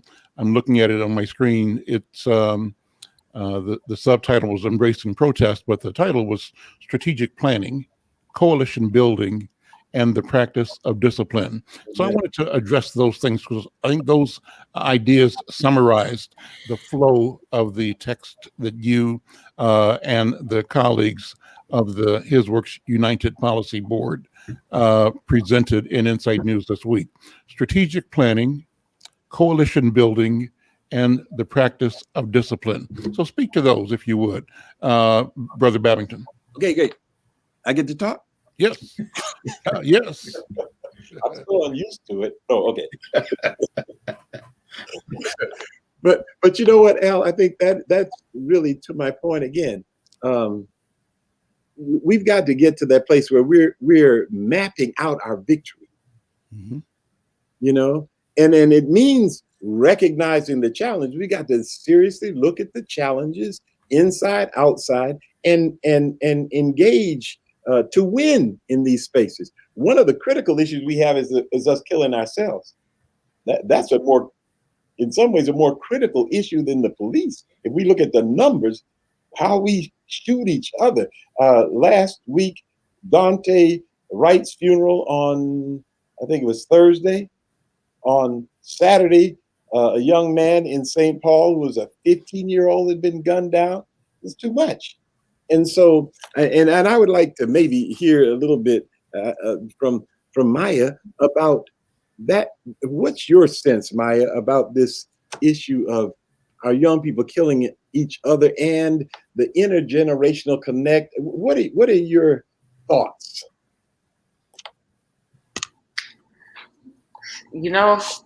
So the thing is, I've been on both sides kind of the fence. Like I've seen, obviously we see every day someone else getting killed by the police. But I've had several friends who were actually victims of gun violence, but it wasn't from the police. It was from people that I know, people that we knew, people that we grew up around. I believe that there's such a disregard and a distaste in our community's mouth for law enforcement that it causes a ripple effect. And one of those effects is that we kind of take situations into our own hands, regardless, whether that be just an argument you've had or something that goes on that you need help for, but we don't really view law enforcement as help. And I think that because of that has trickled down to the mindsets of especially young men in our community, whereas they're the protectors of their own selves and of their families. And if they have an issue or if anybody has an issue with them, they're going to be the ones that handle it. And I feel like, the whole reason gangs were even started was they were originally for protection, a sense of community. And I believe that just the thought of law enforcement, even what Micaiah Bryant, she was calling the police for help, right? And she ends up getting killed. So it's not even, I think that's why those two things are just tied in. They run together. Just for me, I feel like we do get a lot of young people in general get a lot of flack for that. When somebody wants to protest a police killing or even speak up about it, it's like, well, first of all, y'all got to stop killing yourself first. And, and even elders say this to young people in the community. Stop worry about stop killing people that look like you, or stop that, and it would stop if they had proper, instruction or direction or somebody to help lead in a different direction, instead of just telling them, oh, well, don't worry about the police killing you. You're killing yourselves. I feel like it's kind of like, the saying, you can lead a horse to the water, but you can't teach it how to drink. Or, it's just like, why would we give these how can I say this? Why, we're sending these messages. Why are we giving them these messages that killing each other is wrong, but there's no solution? Well, how does it stop? How do we start something else? And it does start with a better policing, maybe that's not the word, but better relationships or connections with people that are supposed to protect you. I think we have protection is misconstrued. Just knowing that these young people, the young people behind the violence, the young people behind the guns, that they're actually people, just like Derek Chauvin was a human.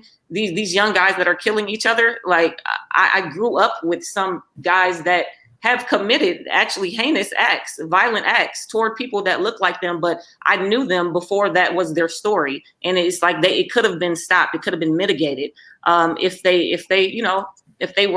had an opportunity. If something else was presented to them. And I feel like that just goes back to the principle. I'm really big on the principle of Sankofa.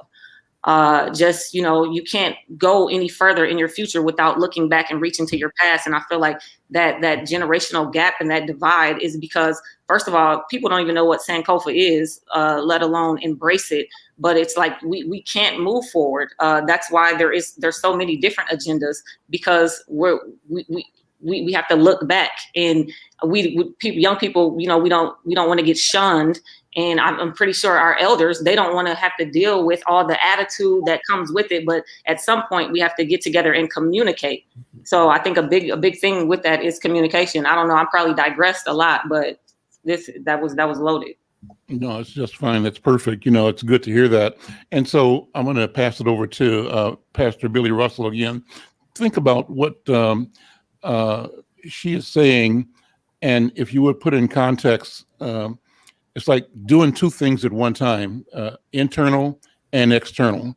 We have to be mindful and press on as a community towards freedom and justice. But we have adversary experiences, activities within the community. And I'd say if it's in the community, it's within our very selves. So how do we figure out what do we do to enable support, enable us to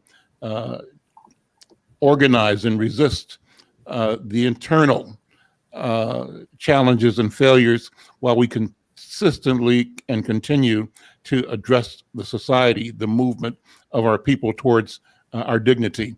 At the end of the day, they're one and the same. What do you think, Pastor Russell?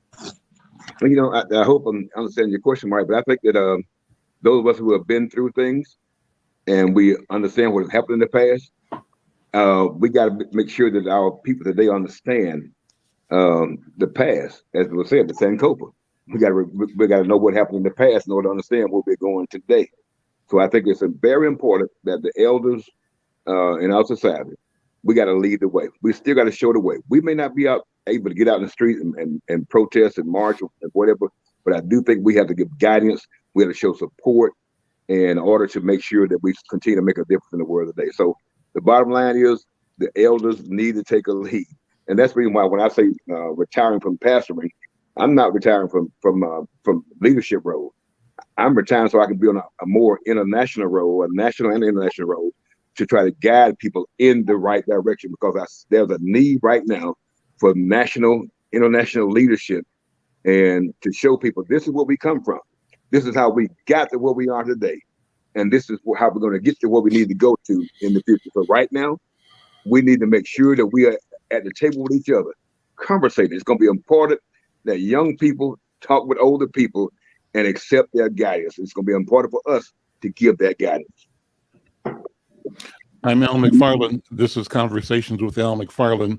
We're doing a town hall focusing on the question of the protest movement broadly, but really more on the question of how do we use strategic planning, coalition building, and the practice of discipline in the arena of protest and beyond that as tools to help us build community, to build ourselves individually, I think, our families, our neighborhoods, but also at the end of the day, building community. My co-host for this is Alfred Babington Johnson, the leader of the Stair Step Initiatives, Stair Step Foundation, and the convener of His Works United, a marvelous collection of pastoral leaders in Minnesota's Black community. And we have as guests, you just heard Pastor Billy Russell, also Reverend Richard Coleman is here, and Maya. I know you as Maya Buckner.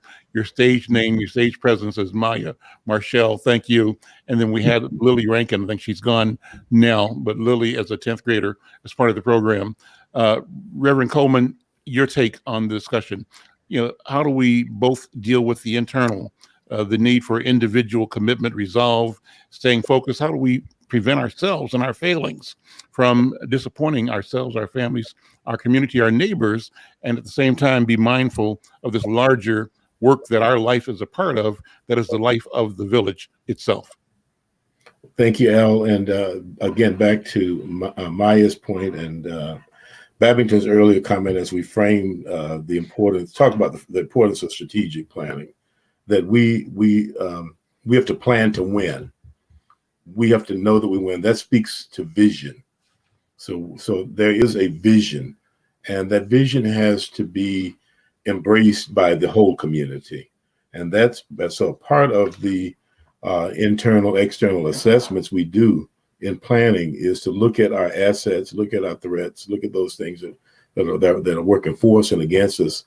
And one of the things that we have for us that we have in the last few generations have not done a great job with is the interrelationship of the younger and the older leaders, so that there can be greater clarity around vision and because the coalition building is an important tactic, an important way of getting at winning. It does not exist alone. And so what does a coalition look like that springs from a prior conversation amongst younger and older Black folk in particular in this case? And that's what we want to have happen. So I want to encourage, Maya to know that there are older leaders who understand. And thank you, Babington, for helping to ensure that Maya could come today as a prophet, speaking truth concerning the younger people's role and perspective. And Lily, who's not, with us right now, but a part of the strategic plan has to be that the table consists of younger people, and their voices and thoughts will then help to develop, articulate a vision and a mission, and what does winning look like? What is the goal? What is it we're really after together? So that's my take on what I've heard so far and what we're talking about. So yeah, go ahead. So what does winning look like? I feel sometimes, Dr. Coleman, as if I've got this one note samba, Yeah. And, I can't get off it. I think winning looks like community. I think winning looks like connectedness. I think winning looks like recognition of each other's humanity. That's winning. I think that's what God wants of us, So then the question is, if we could really zero in on the goal, then we try to make sure that as many of the things, hopefully all the things we do, are moving in the direction of the goal. That's why, the principles of the stair-step 7 principles or philosophical notions around building community, one of them is about esteem, building esteem, because people who feel good about themselves do better with other people. You know what I mean? What are the values of the community that we are dedicated to, that have historically served us in order to go forward? The issue of reinforcing our institutions is critical, because that's how you get broader change. It's one thing to have one and one and one, but it's another if you have some intentional strategies that help to reach more broadly, So critical to this whole thing, though, is the idea of communication in the community. Mm-hmm. And so in a way, this letter that we put forward is an opportunity, or at least an invitation around communication. It's not about a mandate and here's the instruction from Mount Olympus, but it really is about, hey, listen, as we are looking at this situation, this occurs to us as a challenge. The fact that the good that is being achieved, and there is good being achieved, is being distorted because other folk are entering in and they're exploiting it for their own purposes, and their own purposes are not our purposes. The white supremacist agenda is not my agenda.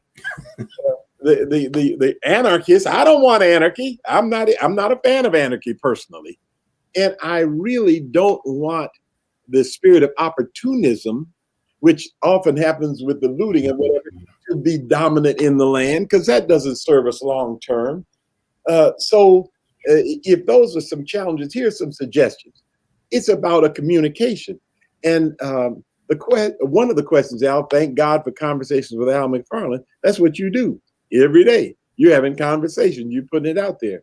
And I think that we need to recognize the value of that more and join into that spirit more, whether it's in this vehicle or other vehicles. How do we have more communication intergenerational that are respectful? Because right now it's as if it was interesting to hear Maya talk about this conversation about we're killing each other versus the killing of the police, and the lens to which she saw that, and the ears through which she was hearing that, which are different from my sense of that conversation. You know what I mean?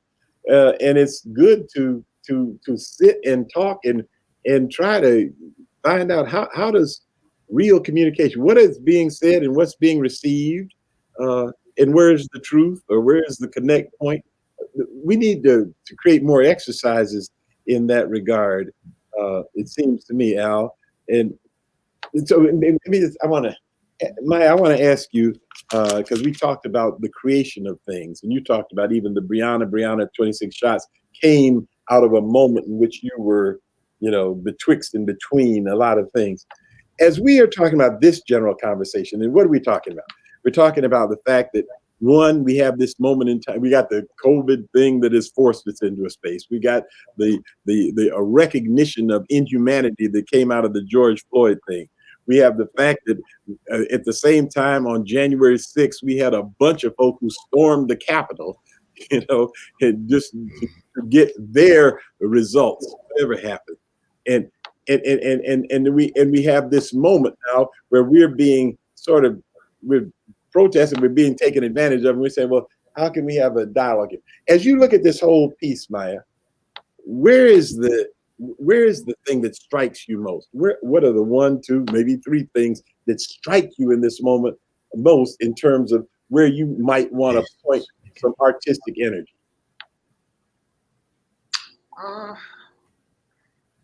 That's just difficult. Just being an artist or being a creative. There's like sometimes where you're like super inspired. There's sometimes when you just have like pockets of inspiration, and then there are other times where you have nothing at all. It's just your thoughts. And I think I'm in the middle of that. It's just like, okay, yeah, I did Breonna Taylor. That was like I was super. I was really provoked. Like it was like Reverend Coleman said, my spirit really kind of initiated that. The other day, I was thinking like I couldn't get out of my head. I really couldn't. I still can't get Ma'Khia Bryant out of my head. I don't know what that means for that. I feel like if I sit with it some more, or if I like heard music or heard something that prompted me to write, I don't know yet. So I do believe that there's something artistic and creative will come out of this. I just haven't been able to pinpoint those things yet. Just the fact that it was just like the day that we got the verdict for Derek Chauvin, she happens to get killed. Like that was just really ironic to me, and I'm still actually processing that. Like it's still happening. It's kind of like just in our face. Like y'all got one. You might win some, but you just lost one, basically. Yeah. So that I'm still toying with that. However, I know that I'm not the only creative person I know, and I know there's several artists that I'm sure they may have something else that could help push me creatively, or I could vice versa. So yeah, I'm stuck there right now. So, let me ask you this, if you don't mind, Al. There's nothing more historic than the intergenerational divide. Help us, Lord. That happens forever, right? One day you're going to be on the other side of it, Maya. See that? That's how that goes. But I'm wondering if this is a unique time, though. I mean, it's always been there. It's always young pushing the old out of the way so we can have our moment, and the old saying, "Wait, not yet, short," whatever. We got all that. But I'm wondering, is this different? So what kind of things exist in this time and space? We got the 24-hour news cycle, for instance. That's making a difference, We got 250 channels that are looking for content, Social media. Huh? Social media. Social media. Yeah. And this swirl, does that make a difference in terms of the intergenerational dialogue? I think it's easier. It makes it easier. I do feel like this time is very unique, and it's different from any other time that we've seen historically, because I feel like you said, there's like, it's like a window, like a small window, but I feel like for some reason the door is still open. It hasn't shut all the way yet, and I feel like it's remaining open for a reason. And I feel like we're the door for communication. Yeah. Yep. I feel like it's open, and it's that way for a reason. And I feel like what you're doing right now with Reverend Coleman, Reverend Russell, Mr. McFarlane, all of this is it's the first steps, of not only keeping the door cracked, but just opening it, having a revolving door, maybe even. I do feel like this time is very unique, because there has not been history made that we can see in real time. You know, like this social media is like a very, very powerful tool. And I feel like that will help with the divide, kind of. Young people, they're glued to TikTok. So you can put anything on TikTok and a kid will believe it.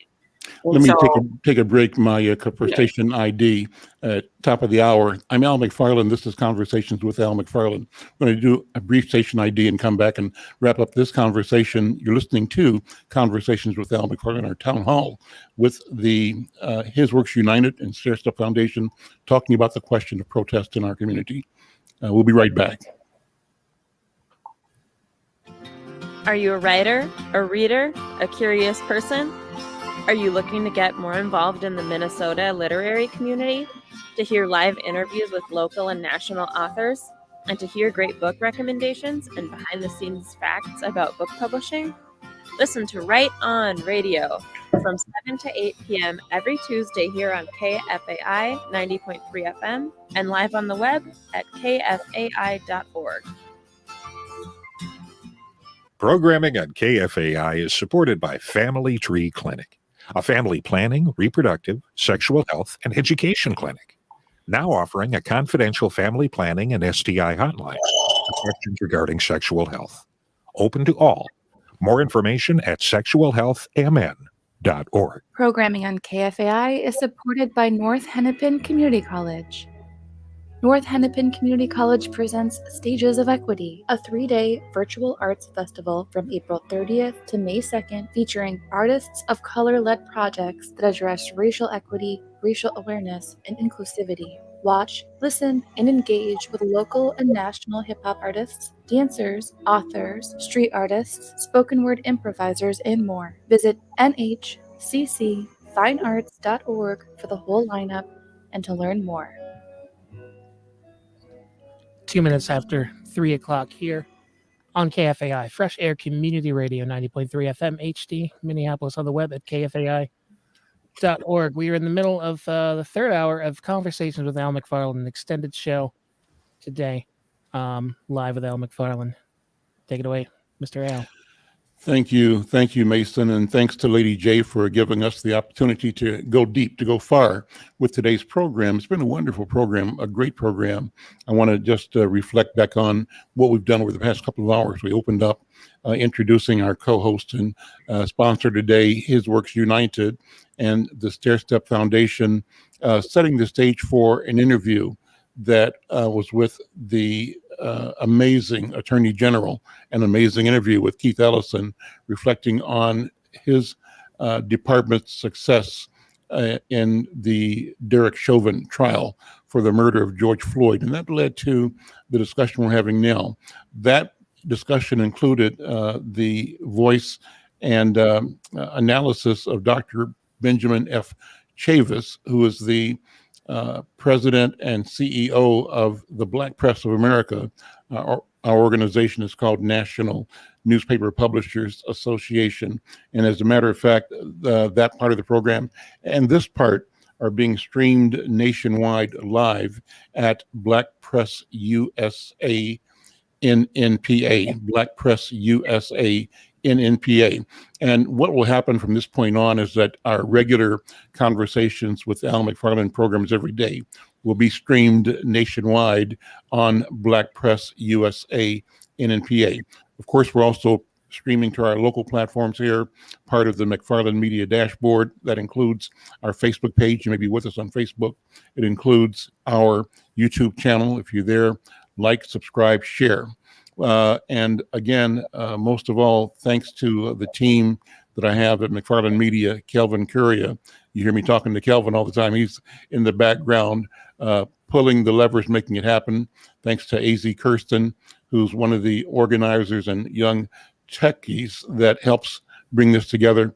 Obviously, thanks to Batala McFarlane, who's the publisher of Inside News, for bringing all of us together and keeping us focused on creating content for our community, and Carmen Robles, who was one of the content production managers for this program, Conversations with Al McFarlane. There are others that I have failed to mention, but all of them do great work. We are grateful to have them as part of our team, to be on their team, and to be as a team in service to community.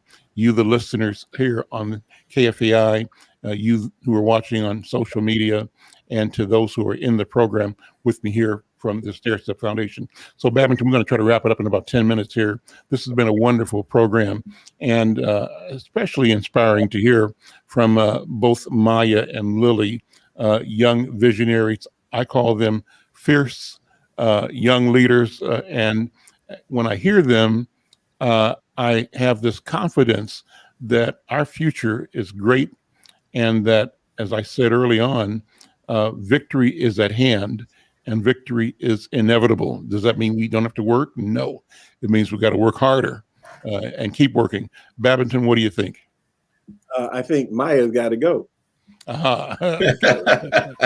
We're at the end, and that's great. Go ahead, Maya. Thank you so much. Yes. Final word, Maya. Final thought. You know, I'm excited. You all, you say that I give you hope, but you give me the same hope that we will be able to connect and to keep this door open, to close this divide. You know, we always talk about the achievement gap, and, you know, financial gap, all these things, all these gaps, but we don't really talk about the intergenerational gap. So I feel like we are making great strides to keep this thing going. Amen. Amen. Thank you so much. I'll talk to you all later. Okay. Thank you. So, Babington, how you and Reverend Coleman can wrap up the program. Okay. Well, let me defer to my older brother, Reverend. No, I'm not sure. I won't assert that. I'll just leave that out there for the public to decide. No, you have to tell the truth, brother. So go ahead with your comments. We have it by a year or two. I'm not sure. But I do appreciate my brother Richard. We've been colleagues a long time, almost as long as, well, maybe you and I have been colleagues more longer, Al. I guess that's why we share the same haircut. But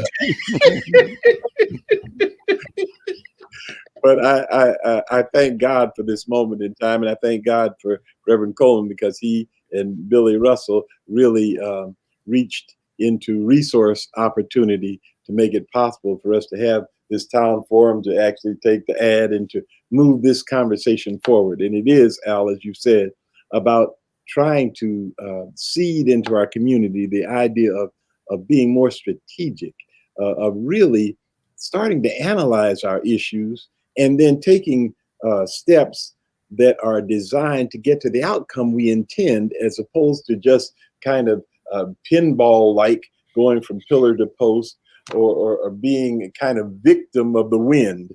But we can decide where we want to go. And if we want to go towards community, which I believe is God's intention for us, what are the things we must do every day? Every day. How am I moving forward to that agenda? And I think this opportunity we had, Al, as we look at the situation that's going on with critical protests, which some are trying to steal from us. You know, if they can distort our protests to the point they become ineffective or frustrating alone, then we have lost. But if we look at the situation and say, no, our protest is a valuable tool, and we will not have it sullied or detoured by others, what must we do? And we decide how to go. Well, that's a template for each issue. Let's analyze it. Let's move forward intentionally, Dr. Coleman. And we have an obligation as elders to do that. I believe that's one of the things we owe our community, and we owe our younger ones. And we've had mothers and fathers who've done that for us. We've today talked back to those who helped. In fact, the very letter that you helped to draft that was co-signed by the heads of our Black denominations builds on the traditions of our elders. Mm-hmm. And so, and I really appreciate the fact that under your leadership, we stepped into I think a pivotal moment where we have articulated a vision of what protest looks like. And I love the notion that now it's about winning. Let's define what that is. And I love that the answer is that it's community, where we know each other, we love each other, we support each other, and the roof is off in terms of possibilities. Finally, I will just say that the big elephant in the room is white supremacy. If you know, in the American room today, it exists. And I call upon our white friends and allies to never allow that truth to become ignored or shoved into a corner or glossed over or unattended. Black folk cannot undo white supremacy. And our young folk know that. And the question that they have is, are we as Black folk going to be able to coalesce around truth and around the goodness of our community and of our village to the extent that we can grow and we can thrive? With that, can allies walk with us to achieve that? And I would say that allies that are unwilling to acknowledge the evil and the sin of white supremacy and destruct that and walk alongside us puts us in a place where, as a Black community, we as elders today, Al and Babington and others, I believe we have to determine that regardless of who goes with us, if God be for us, Amen, we're gonna win. Amen. Say, Al, the thing, I mean, that's such a powerful note of optimism, Dr. Coleman. Thank you. I'm wondering, though, Al, to one thing that Dr. Chavis mentioned about the letter and what he thought of its validity, potential impact, because the conversation is not just about Minneapolis. In some ways, maybe for a while, it might not be a critical issue for us tomorrow, the day after, till the next inflammatory thing happens. But all over the country, our communities are experiencing the same thing, and the issue of not allowing protest as a viable tool to be perverted by anybody. It might be white supremacists in one instance, it might just be opportunists in another, but whatever it is, the protest is about trying to make a point and have an impact and get a good outcome. It's not about destroying our communities. It's not about allowing others to destroy our communities under the cloak, whatever. So I'm just wondering, with his notion about it ought to be more broadly shared, maybe that's something for you, Al, and the NNPA to think about in some way. Well, I think what he committed was that we would share it. So we'll be generating this story as we're speaking. This conversation is being shared across America through the Facebook page of the Black Press USA NNPA. So our national network is plugged in to this conversation. And obviously, I will send the advertisement that we did, the letter, the open letter, and the article, both to our national website for distribution to our member newspapers around the country. But I wanted to let our listeners know that what's planned for after we wrap this conversation up is a revisit to one of the shows I did recently with a panel of esteemed legal experts, lawyers, who met with me on a couple of occasions just to do kind of a review and recap of the Derek Chauvin trial. And we're going to do that in a few minutes to close the show. We won't listen to the entire program, but parts of it, because it was fascinating dialogue. And what was fascinating about it was that it was brothers, in this case, 4 Black men, 3 of whom were lawyers, and me as a moderator, talking about the Derek Chauvin trial. But the most important thing is that we were talking together. I value this moment, Reverend Coleman and Brother Babington, in exactly the same way. And what is critical is that we have conversations like this. Reverend Coleman, I think you brought the whole point of our being together today into perfect clarity. And the question, the point you raised, is what is our obligation to deal with, to withstand, to not be eliminated by white supremacy, by white supremacist thought. And what that requires, I believe, and you've demonstrated that, is a boldness and a willingness to say what it is, and then to talk about it, and to talk about it in a way that we believe the listeners on this station, primarily white listeners who are KFAI members and listeners, but allies and progressives, right?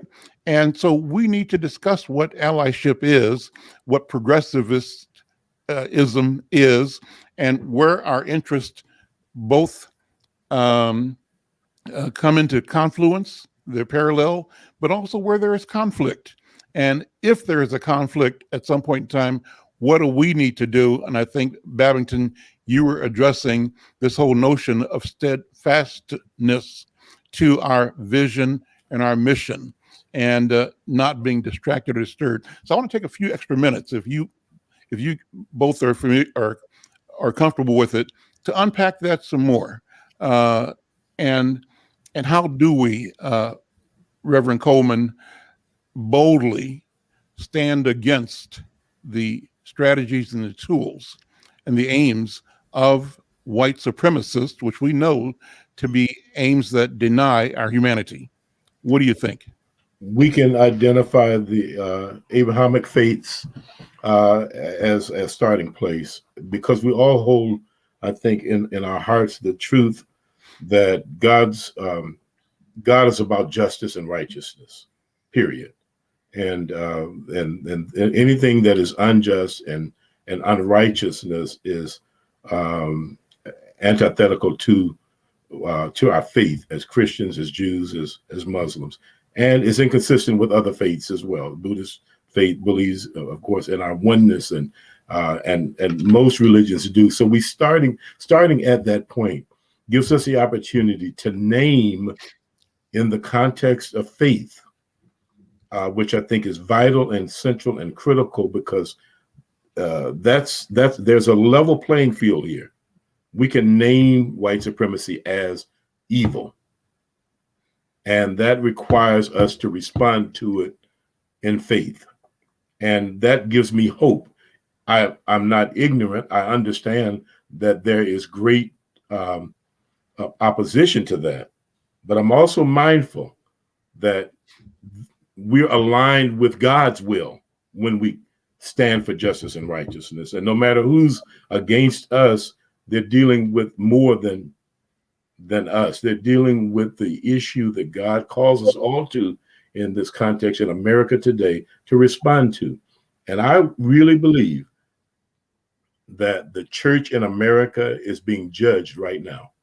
I believe that. This is an epochal moment. I believe in eternity. There are some others. When history is written, and if we were able to look back, we would see this time in America when the enemy raised his head and shouted indignities and insults, castigating people and abusing people because of their ethnicity, even from the highest office in our land. That God holds us in judgment, and it begins, I believe, in the church, in the faith community. And so I believe that is a harsh truth, but it needs to be told. It has to be told, because as an elder, I feel an obligation to that, to be very clear about that in a loving way. We don't say it out of hate. We don't say it out of spite. There's no sense of retribution or retaliation or judgment. It's the reality that has to be agreed to. Those who will repent can be allied on the journey that is before us. Those who do not are then identified, and they will deal with God on God's terms. But as for us, we have to be about our Father's business. Babington, jump in there. Well, I would jump in to say amen first. But the other thing I would say is I really feel as if we need to be more and more intentional about being active as opposed to reactive. I think reactive is a trap. So if we're ever in the space of trying to undo what has been done to us by others, which we can spend a lifetime doing, or I think there's a reorientation in which we press forward to that which we have ahead of us.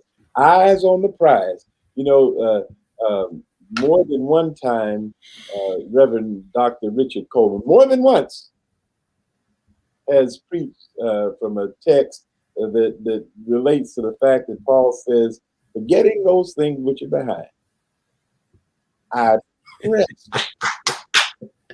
towards the prize, for the prize of the upward calling of God in Christ Jesus. And I think that we have to reorient ourselves for the press, for the upward call, and forget those things which are behind.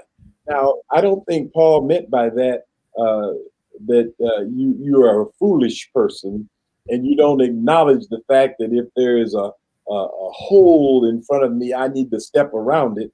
But I think his point was my orientation is the going forward orientation. What's my aspiration? And as a community, we must aspire to community. We must aspire to godliness. We must aspire to brotherhood in these matters, and leave the vitriol and the hatred and the detritus behind us as we press forward. I really think we got to struggle, Al, to get that orientation of going forward and not being trapped by those things which others want to heap upon us. I would agree with that, Babington, completely. And I think it's part of the strategic conversation we have to have spiritually about how we do this. And so I think my comments and remarks are important for me to take to heart as I imagine and think about what it is I say and do as a leader and how I go about it, you know. And so I've determined that the work of undoing white supremacy and her children, racism and all the rest of that is the work of white people, essentially. But as for us, our eye has to be laser beamed on what we have to accomplish. And I think we failed in some way of being clear around that. And so the call, Al, that you make in Babington to strategic thought and planning is critical. Because that's that right there. That issue in itself is an example of the importance of assessment and clarity, and then moving forward. And so the opportunity for allies will be to pick up the burden, if you will. Amen. And so I'm going to ask you, Reverend Coleman, to say what the vision is. You're talking about strategic planning and communicating that internally so that whether or not allies are with us or not, we still are not deterred, not detracted, and we press forward. What is that? What is that goal? How do you describe that? I believe that what it is in and of itself is a harmonizing force that reveals the truth of our existence as human beings, and that as it continues to express itself, by definition, it invites allies to join and to be harmonized as well. And it's an attractive, magnetic, powerful, and transforming proposition and force. What do you think? How do you describe it? I think you've done a beautiful job. And Babington said earlier, it's community. It's our village. And for there to be community, there has to be the coming together. There has to be a reckoning to truth, and for us to come together in thought and in spirit. And I'm not talking about religion. We have to rise to the point of God kingdom consciousness. That to understand that it's not about what we say as much as it is about what God says. And God says we're to be together. Amen. That's what glorifies the work of God in the earth is that. So the vision is a people coming together. And I believe that journey of becoming, for me, is compelling. That, you know, if we can articulate more clearly what that looks like, you know, we quickly move into the dimension of planning of the dimension of strategic planning that requires programming. And, you know, often we move into that so quickly, we have not done an adequate job in the visioning part and the missional part. And I think that maybe that's where we've fallen short, Al. So a part of the journey short term, I think, is the calling to oneness and the embracing of one another and the esteem, the values of stair step, to actually put that into practice. And wouldn't it be awesome if we just adopted some of the brilliant thinking that has been given to us, that's been embraced by stair step, that becomes a model that we can look at and move forward, because that then will result in the development of the human being. Turn your sign And out of the development of human being comes the development of resources through trade, through creativity and art and thought and religion. Okay. We're in your conversation, Babington. Sorry. Yeah. I'll get yours, but I just got a call, and I don't think it's from heaven because it's on my iPhone. But it's our coordinator of our vaccine and our navigators, and so she says there's an announcement that should be made, and I'm going to ask her to speak up and make the announcement. Go ahead, Tamika. Tamika?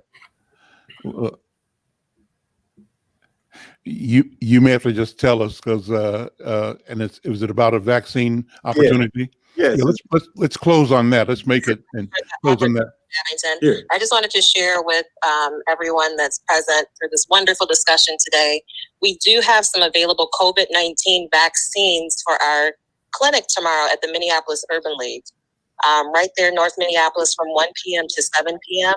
We have Moderna vaccines, and we'll have a small amount of Johnson & Johnson vaccines. And I did put information in the comments for anyone that wants to reach out. Perfect. Okay, so tomorrow at the Urban League from 1 to 7, we have some openings. But Tamika, what is the number of the hotline? Our hotline number is 612-254-1228. Would you repeat? 254-1228. And I also included an email address in the comments. 612-254-1228. 1228. Okay. God bless you all. This has been a wonderful conversation. Thank you. Okay. All right. It's been wonderful indeed. So if you're listening anywhere in Twin Cities, that's an opportunity you don't want to pass up. We want to encourage you to step up and get the vaccination. And there's an opportunity in the community tomorrow at the Urban League on Plymouth and Penn in North Minneapolis, one that's organized by the Stair Step Foundation and His Works United, I believe. Yeah. Yeah. But please call the number that was given so that, to make sure that there's availability, because we may get inundated. Okay. Listen, gentlemen, we're out of time. This has been a great conversation, a necessary conversation. I think we've moved into an area that we don't talk about enough publicly, but we need to talk more about publicly. In a way, we're defining pathways to a future that is sustaining and it is beautiful, but that takes work. And what we're saying is that we're willing to do the work. We've been doing the work, and we're willing to keep on doing the work. And we encourage people to do so. Final words, yours, Brother Babington. I just want to thank you, Al. You are a visionary in our community, and the work that you're doing in providing these conversations on any number of critical issues is invaluable. We do pray God's blessing on you, that he will make you the more prosperous and allow your message to find its way into the highest places in the land. Yes, Lord. Listen, with that, I want to thank you both. And Calvin's going to play some music now, just a little bit for transition. And we're going to finish the show up, the last half an hour, with a part of, I think, a powerful and interesting analysis of what was going on in the Derek Chauvin trial. The analysis was provided by three legal experts, Professor retired Dean Burnell Venable Powell, who was the dean of the law school at the University of South Carolina, Kamal King, a lawyer who is retired corporate counsel for Coca-Cola Company based in Atlanta, Georgia, and our own Clinton Collins, who is a corporate counsel for Geico, but like me, served as a director of the Minneapolis Urban League and followed me as chairman of the board of the Urban League.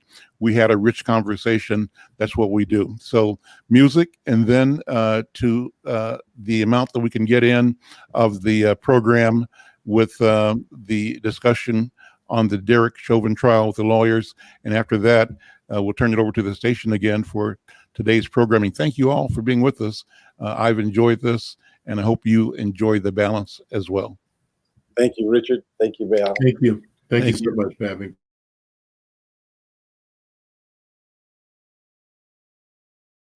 Oh, Queen Justice, where are you?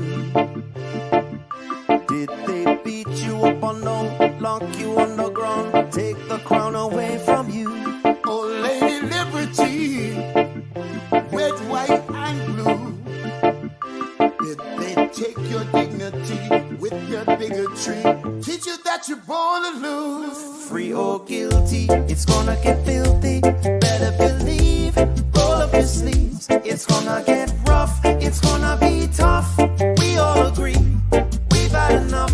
We've had enough of all the rules you break. We've had enough of all the money you make. We've had enough. No more life at stake. We've had enough. This is a proclamation. It's been 400 years and we're 400 late. Together we stand from state to state. Going back in time won't make America great.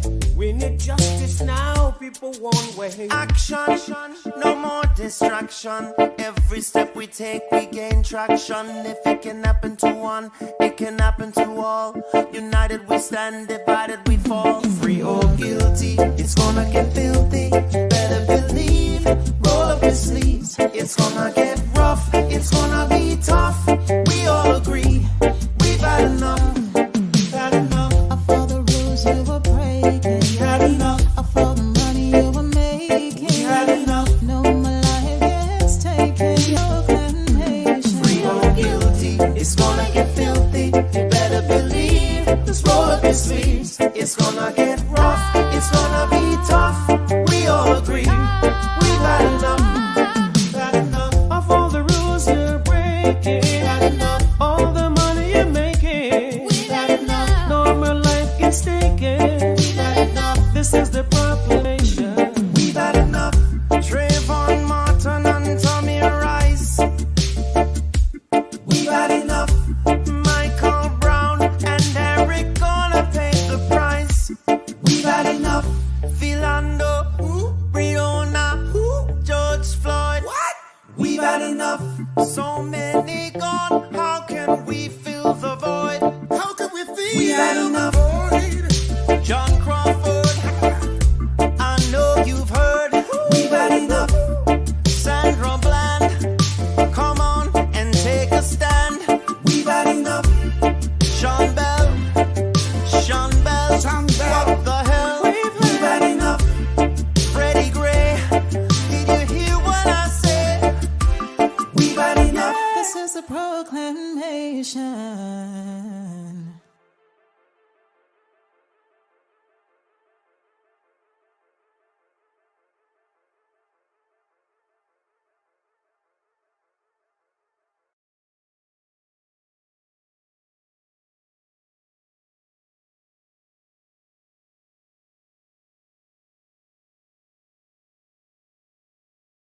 Of the principals, filmmakers, as part of the conversation.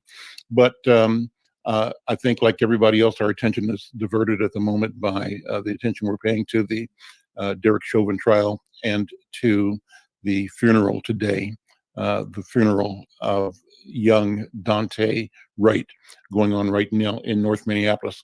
I want to proceed and in a minute bring up some of my lawyer panel. I'm pleased to be connecting again today with Dean Burnell Venable Powell, former dean or dean emeritus of the University of South Carolina Law School, with Clinton Collins, who is corporate counsel for the Geico Corporation here in Twin Cities, and who, along with me, served on the board and served as board chairs of the Minneapolis Urban League, and our friend and colleague, Brother Kamau King, joining us from Atlanta, retired corporate counsel at the Coca-Cola Company. We want to continue the discussion we've been having for the past several Thursdays, looking at me interviewing them and asking them to provide analysis of what's going on in the trial. And so we'll do some music when we come back. I know that Clinton and Kamau are both here. We're waiting for Professor Powell to join. After the music break, we'll come back and start that conversation. I'm Al McFarlane. This is Conversations with Al McFarlane.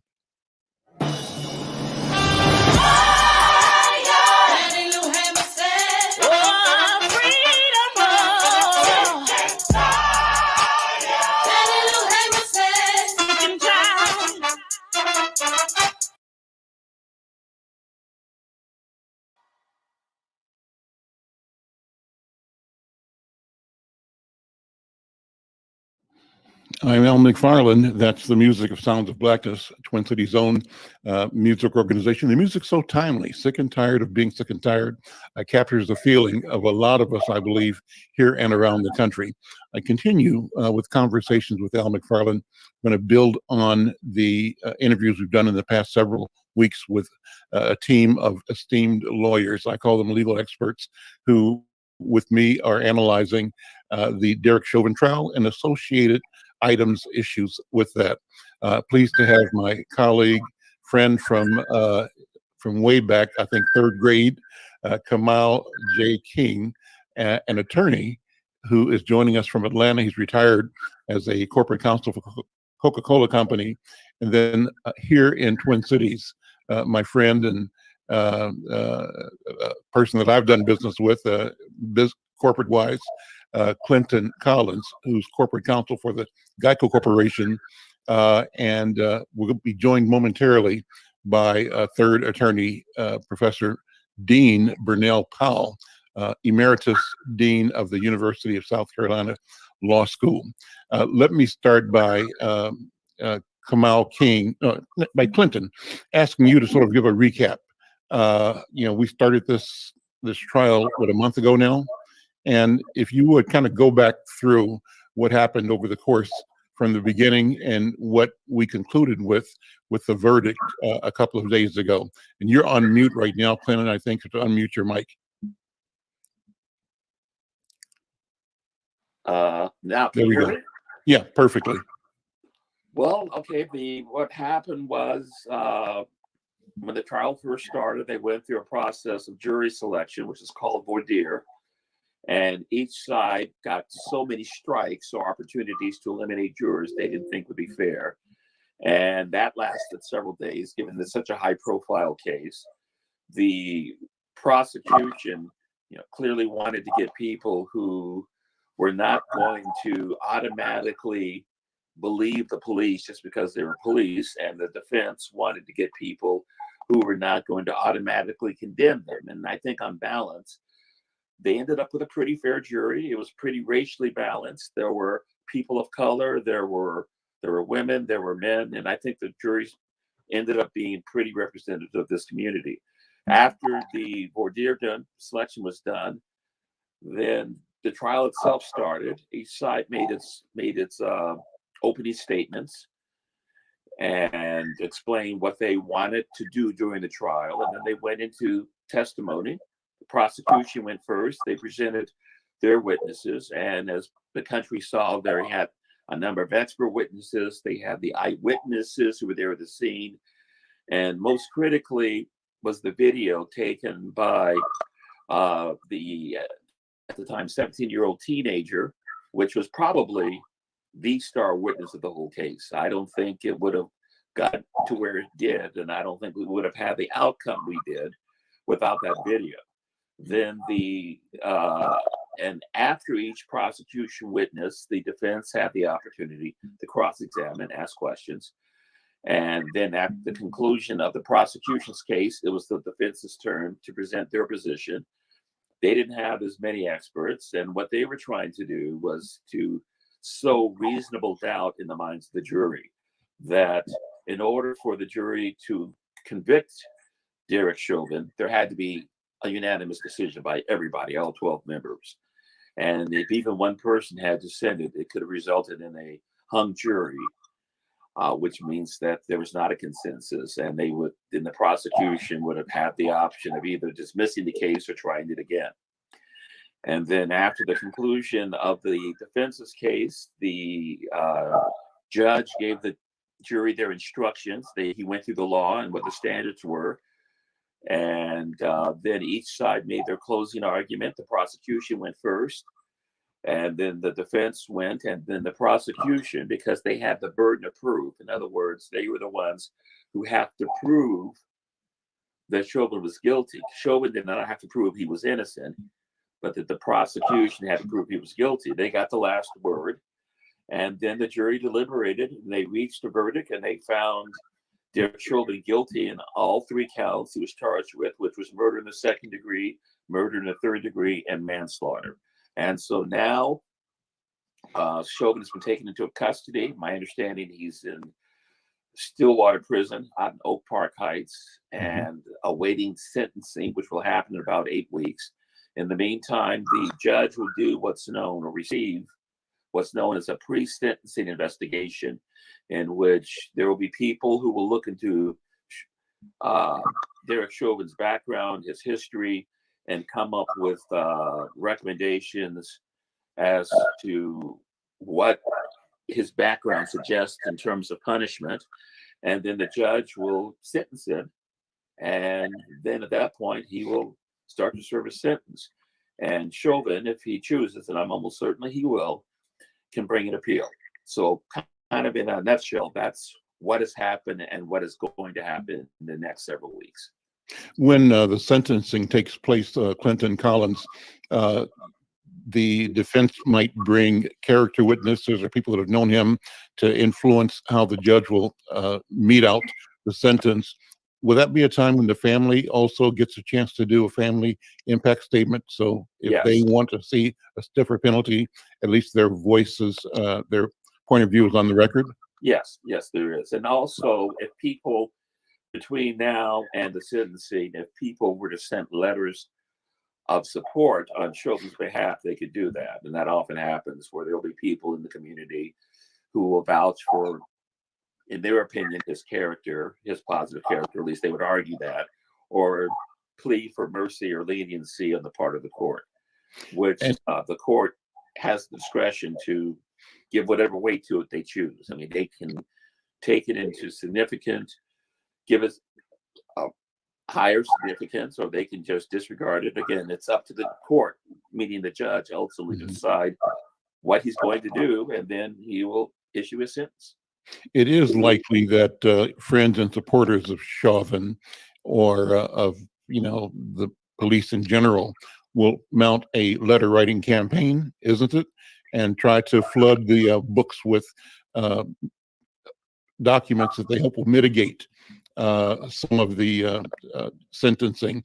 Likewise, is there likely a similar outpouring of correspondence from families or people part of the victim's family? Does that happen?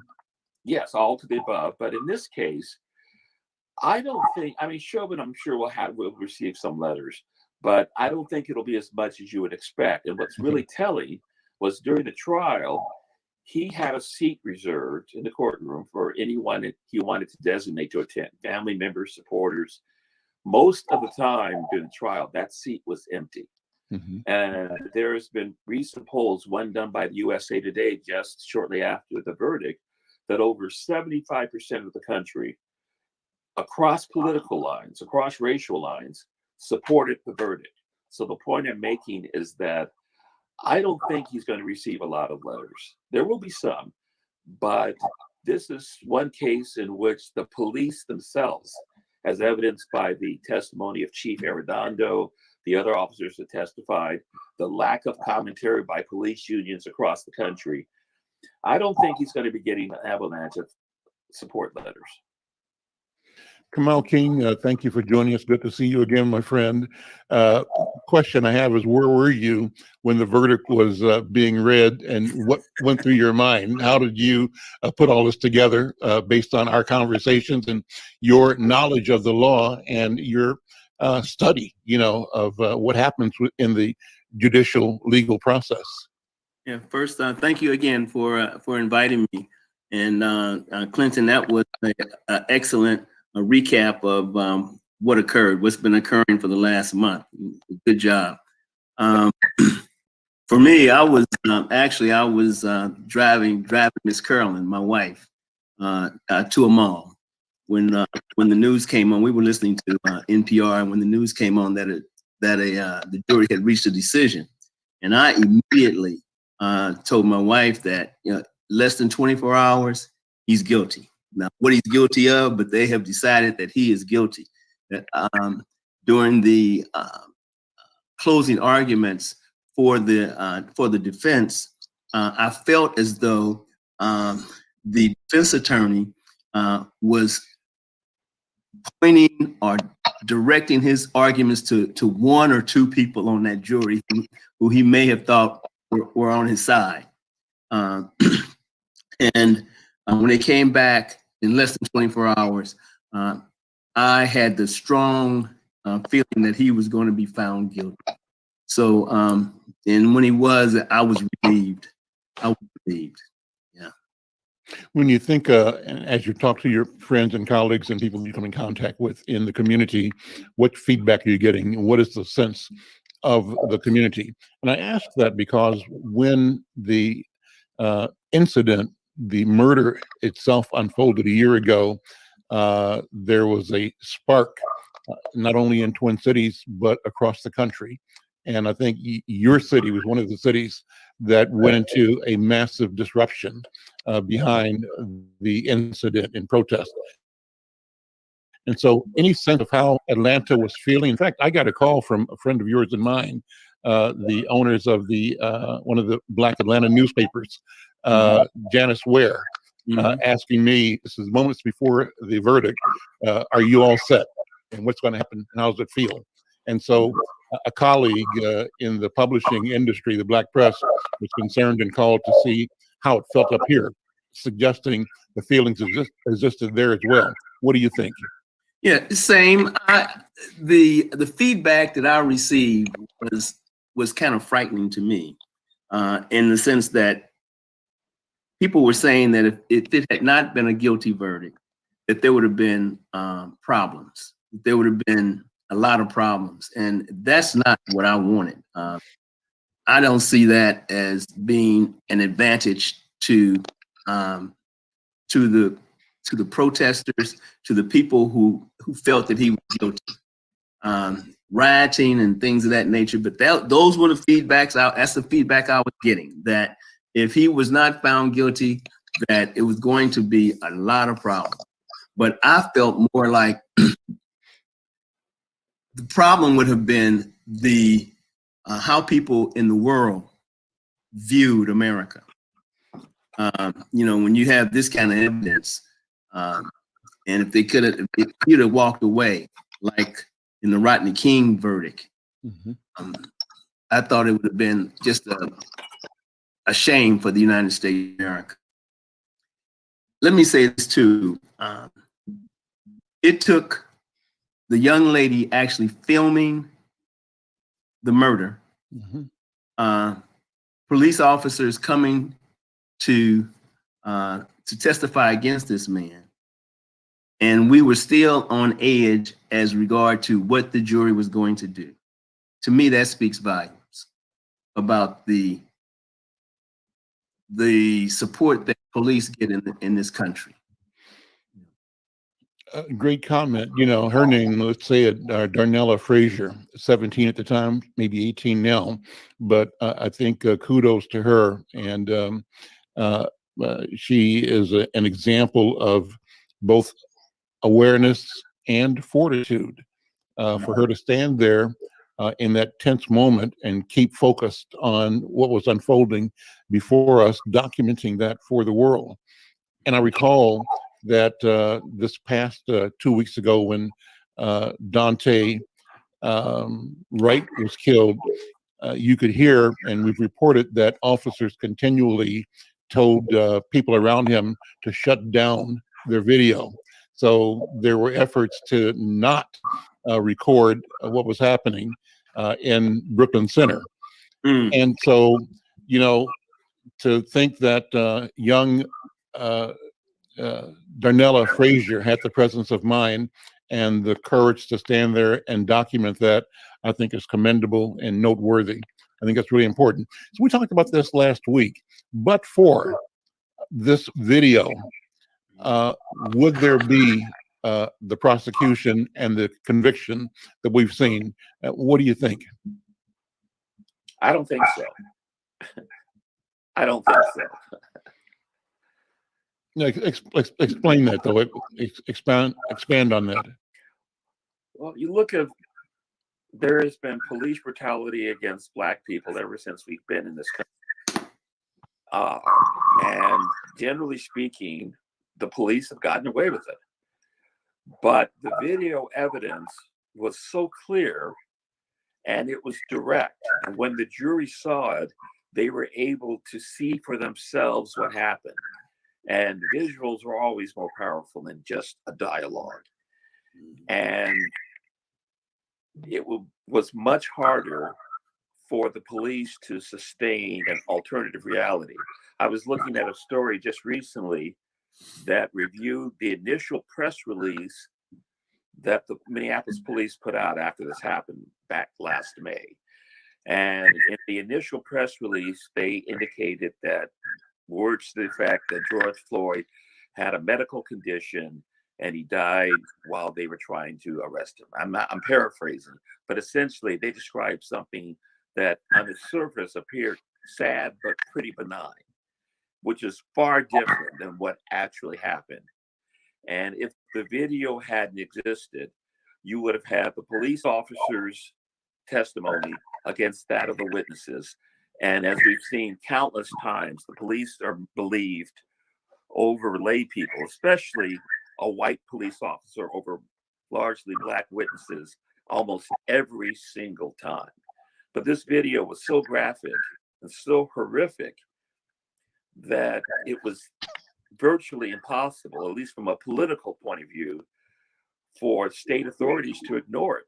Whereas if there had just been testimony, they could have said, hey, he said, she said.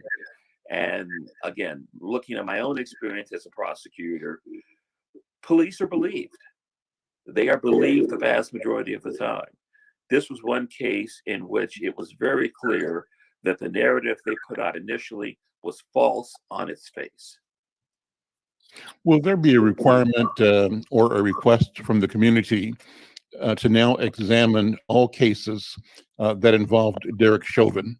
On one of the national television shows, the former head of the Minneapolis NAACP, Leslie Redmond, said that the Chauvin was a serial killer, that's what she called him, that he'd been involved in several incidents that led to or resulted in the death of citizens, and that he had a number of charges. I think the number was in the teens, most of which were dismissed, but they were filed for excessive use of force. So one of the California commentators on CNN, I think she was a police officer, said this is a time for the city or the court to go back and review all of the cases that were investigated and that charges were brought in based on the work of Derek Chauvin, because he's now proven himself to be a liar and now a convicted felon, and that puts all of his prior activity in a different light. Is that realistic? Is that how it's looked at in the courts? I see Brunel Venable Powell is with us now. Thank you, cousin, for joining the program again. Let me throw that to you first of all. What are the rules, and what do people be expecting and thinking about when they look at after this conviction, the work that Chauvin had done before in his capacity as an officer of the law? Well, I guess that was directed at me. And, yes. Glad to be with you.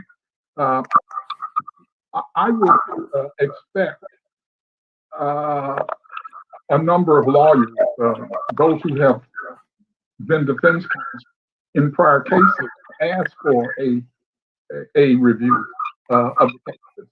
And I would also expect for them essentially to join together and act as a class, seeking a review of all cases in which he's been involved.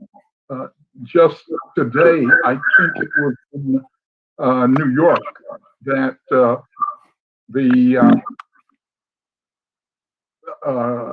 I'm not sure if he was whether he was the county prosecutor, but one of the chief law enforcement officers there, the chief prosecutors, asked that there be a review of all convictions involving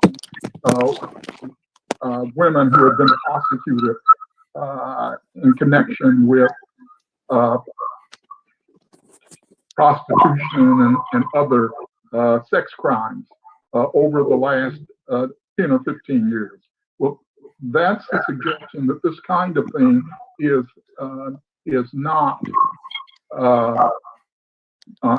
totally unusual.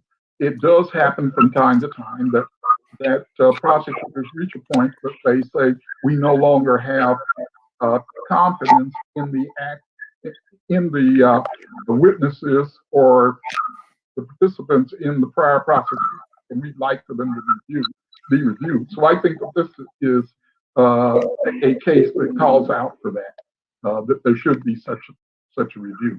But before we go too far, I would like to go back and pick up a point that Clinton was speaking to, but let me stop here and let you have it.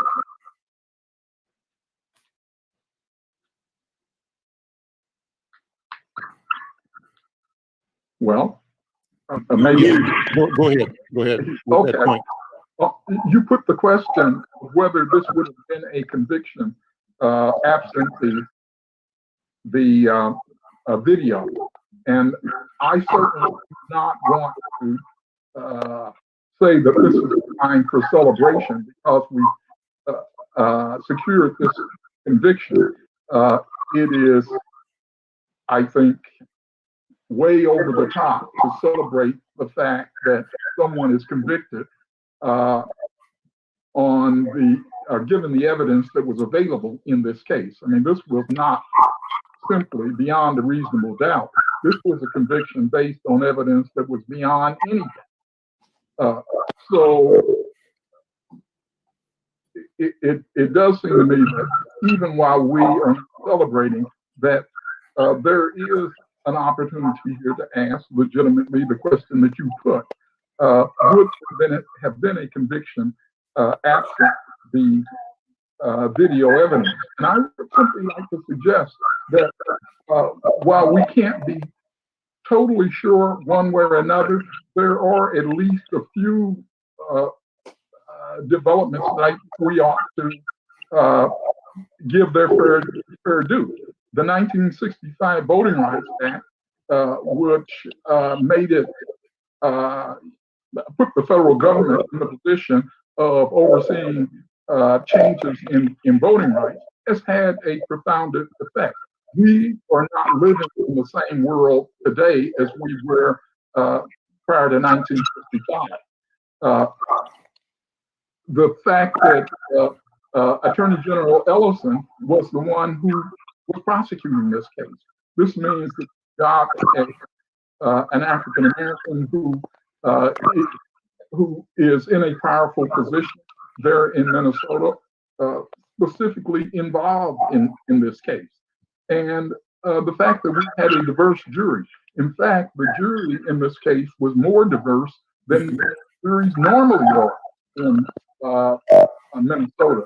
Half the people on the jury were people of color. And I also would not dismiss the fact that you had a dream team prosecution in this case. Some of those individuals came out of a very successful, lucrative private practice in order to come back and work with the public sector to this prosecution. So while I'm not saying that this is something that we need to celebrate because the facts are very unusual, but I don't think that we ought to miss this as an opportunity to say that people of color have been pushing very hard for a very long time, and some of the evidence of that pushing is available to us in this case. Dean Powell, one of the things that you said in a previous conversation was that the lens through which we should be viewing this is one that where we ask the question, what would have happened in this trial 20 years ago? What would have happened 10 years ago? And therefore, it gives us some sense of the importance and the progress that we've made reflected in what's happening right now. But even this is insufficient. What's more important is to look at the next case and the next case and the next case, and therein establish a sense of trend, movement towards genuine inclusion and justice that we say we stand for. Expand on that thought, if you will. Well, I think that we are still several years away from being able to take the true measure of this case. This is a case, I think we would all agree, involved overwhelming evidence. And it also was a case that became an international cause célèbre. The whole world was watching how Minnesota was going to handle this case, how Minnesota as a representative of the United States was going to handle this case. And so there are a lot of unique features here. But over time, what we've got to see is whether the standard that is applicable is being applied not just in Minnesota, but in Missouri and in New York and in Alabama and in New Mexico and California. And until we have that evidence before us, I don't think that we can really say that we've had a breakthrough. Kamal, jump in. Go ahead, Collins. One thing I was going to add from the previous question about reopening Chauvin's cases, the Department of Justice, our Attorney General Merrick Garland, announced yesterday that there was going to be a full-scale Justice Department investigation of the Minneapolis police force to examine everything, their operations, their practices. And I think in the course of that, what Chauvin has done will certainly be examined. And the lasting impact of that is that, assuming that the investigation does go forward, and there's no doubt that it will, that the Justice Department will come up with a series of recommendations, and there could very likely be called a consent decree, which is basically a settlement agreement between the government and whoever they're investigating that will be enforced by the court, that they have to do certain things in a certain time frame. And there are a number of other police departments in the country, Seattle, for example, that is under a consent decree. In other words, that they have problems. There was an investigation. The judicial system got involved, and in order to resolve it, they were forced to basically sign a contract that we will do certain things. And I think in the course of that one, everything that Chauvin ever touched will be looked at. And then beyond that, the federal government will be watching Minneapolis very closely. And I think that's one impact that perhaps people don't fully appreciate is going to be significant, perhaps for years to come, because there will be federal independent oversight of the Minneapolis Police Department with real accountability, and that doesn't exist right now, or hasn't up to this point. Mm-hmm. I believe it's going to be, it's going to go beyond Minnesota. I think that this Black Lives Matter movement and the focus is on the police, that any police killing of Black people now anywhere in the United States is going to be looked at. And I think that the chiefs of police, you know, they're probably lecturing their people now, you know, that, you know, we don't want this here. We don't want that here. I think that the camera is on. It's on the police. One of the things that this trial has done, that you spoke to, Mr. Collins, is that in the past, whatever police said were accepted. If you were in a trial, whatever police said was accepted. And I don't think that that's going to be as much the case from this point forward, that now people may begin to question. Well, more specifically, white people will begin to question. We always knew what was going on. Yeah. Well, one of the things that was interesting was the way in which the police chief in, I guess, Columbus, Ohio, responded in terms of this latest shooting of Makila Bryant, the 16-year-old. He immediately released the videotape. And one of the other things that was interesting about that was that he apparently had ordered his officers to begin, not only to begin wearing the cameras, but to turn them on before they arrive at the scene, and to do that with respect to all cases that officers were responding to. So we are beginning to see some changes. Now, in that particular instance, all of those changes were not in response to the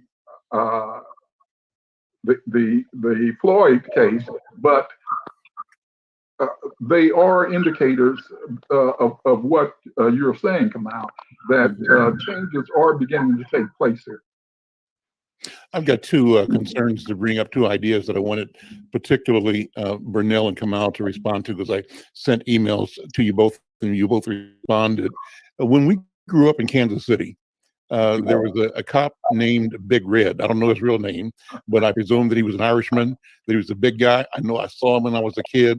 And I think the three of us would have always walked to school together and walked home together every day, or walked to the Carver Theater for the summer movies that they had when school was out, and walked back home. We lived, you and I lived in the same house, your dad's house, Burnell, or either next door to you, and Kamal lived a block down the street. So we were, together all the time. So I remember stories in our neighborhood about Big Red.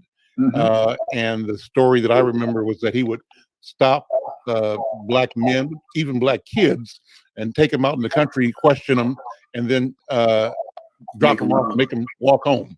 But that's intimidation at minimum.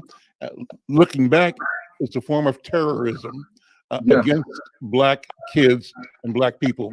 Do you guys remember that at all? And how you put our experience, bring that experience into how we analyze what we see in the court and legal and justice system today? Burnell, what do you think? Well, Big Red was one of my first encounters with the police. It was not a direct encounter. It was indirect, but at a very young age, I had to be less than 10 years of age. I remember him driving up in the police car and jumping out and yelling, "All right, you Negroes," and he wasn't saying Negroes, "get back into your holes." And this was one of the memories growing up that is sheared into my consciousness. I can't unsee that event. and I've replayed it over the decades. That, I think, is not an unusual picture of how blacks in this country have viewed the police. Kamal, any memory or thoughts of that or similar? Yeah, I remember the name Big Red. As a matter of fact, I had forgotten.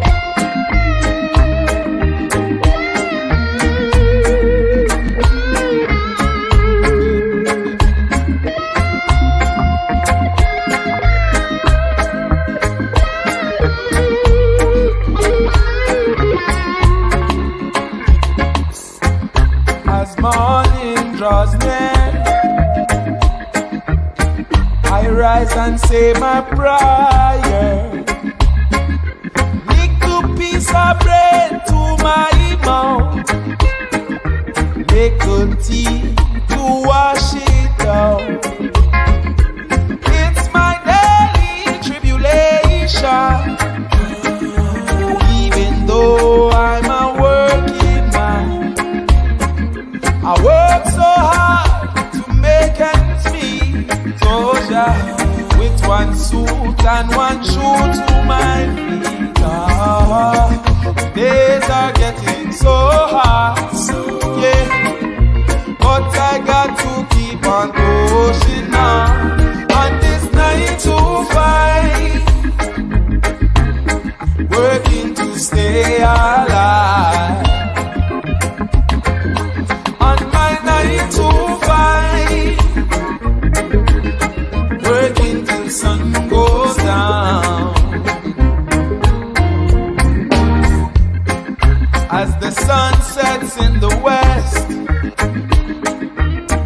I pack my things and head on home, thinking about tomorrow's journey as I try these streets alone. It's my daily tribulation, oh yeah, searching for liberation, yeah. Got to step out of Babylon, take a step to Mount Zion. Days are getting so hard, yeah, but I got to keep on pushing on this 9 to 5, working to stay alive.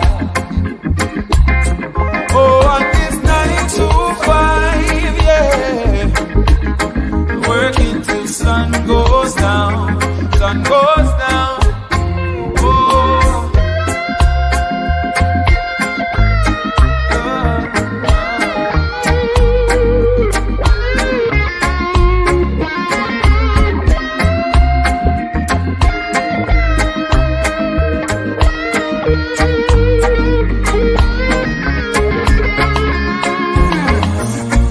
Days are getting so hard, yeah, but I got to keep on pushing on. And it's 9 to 5, working to stay alive.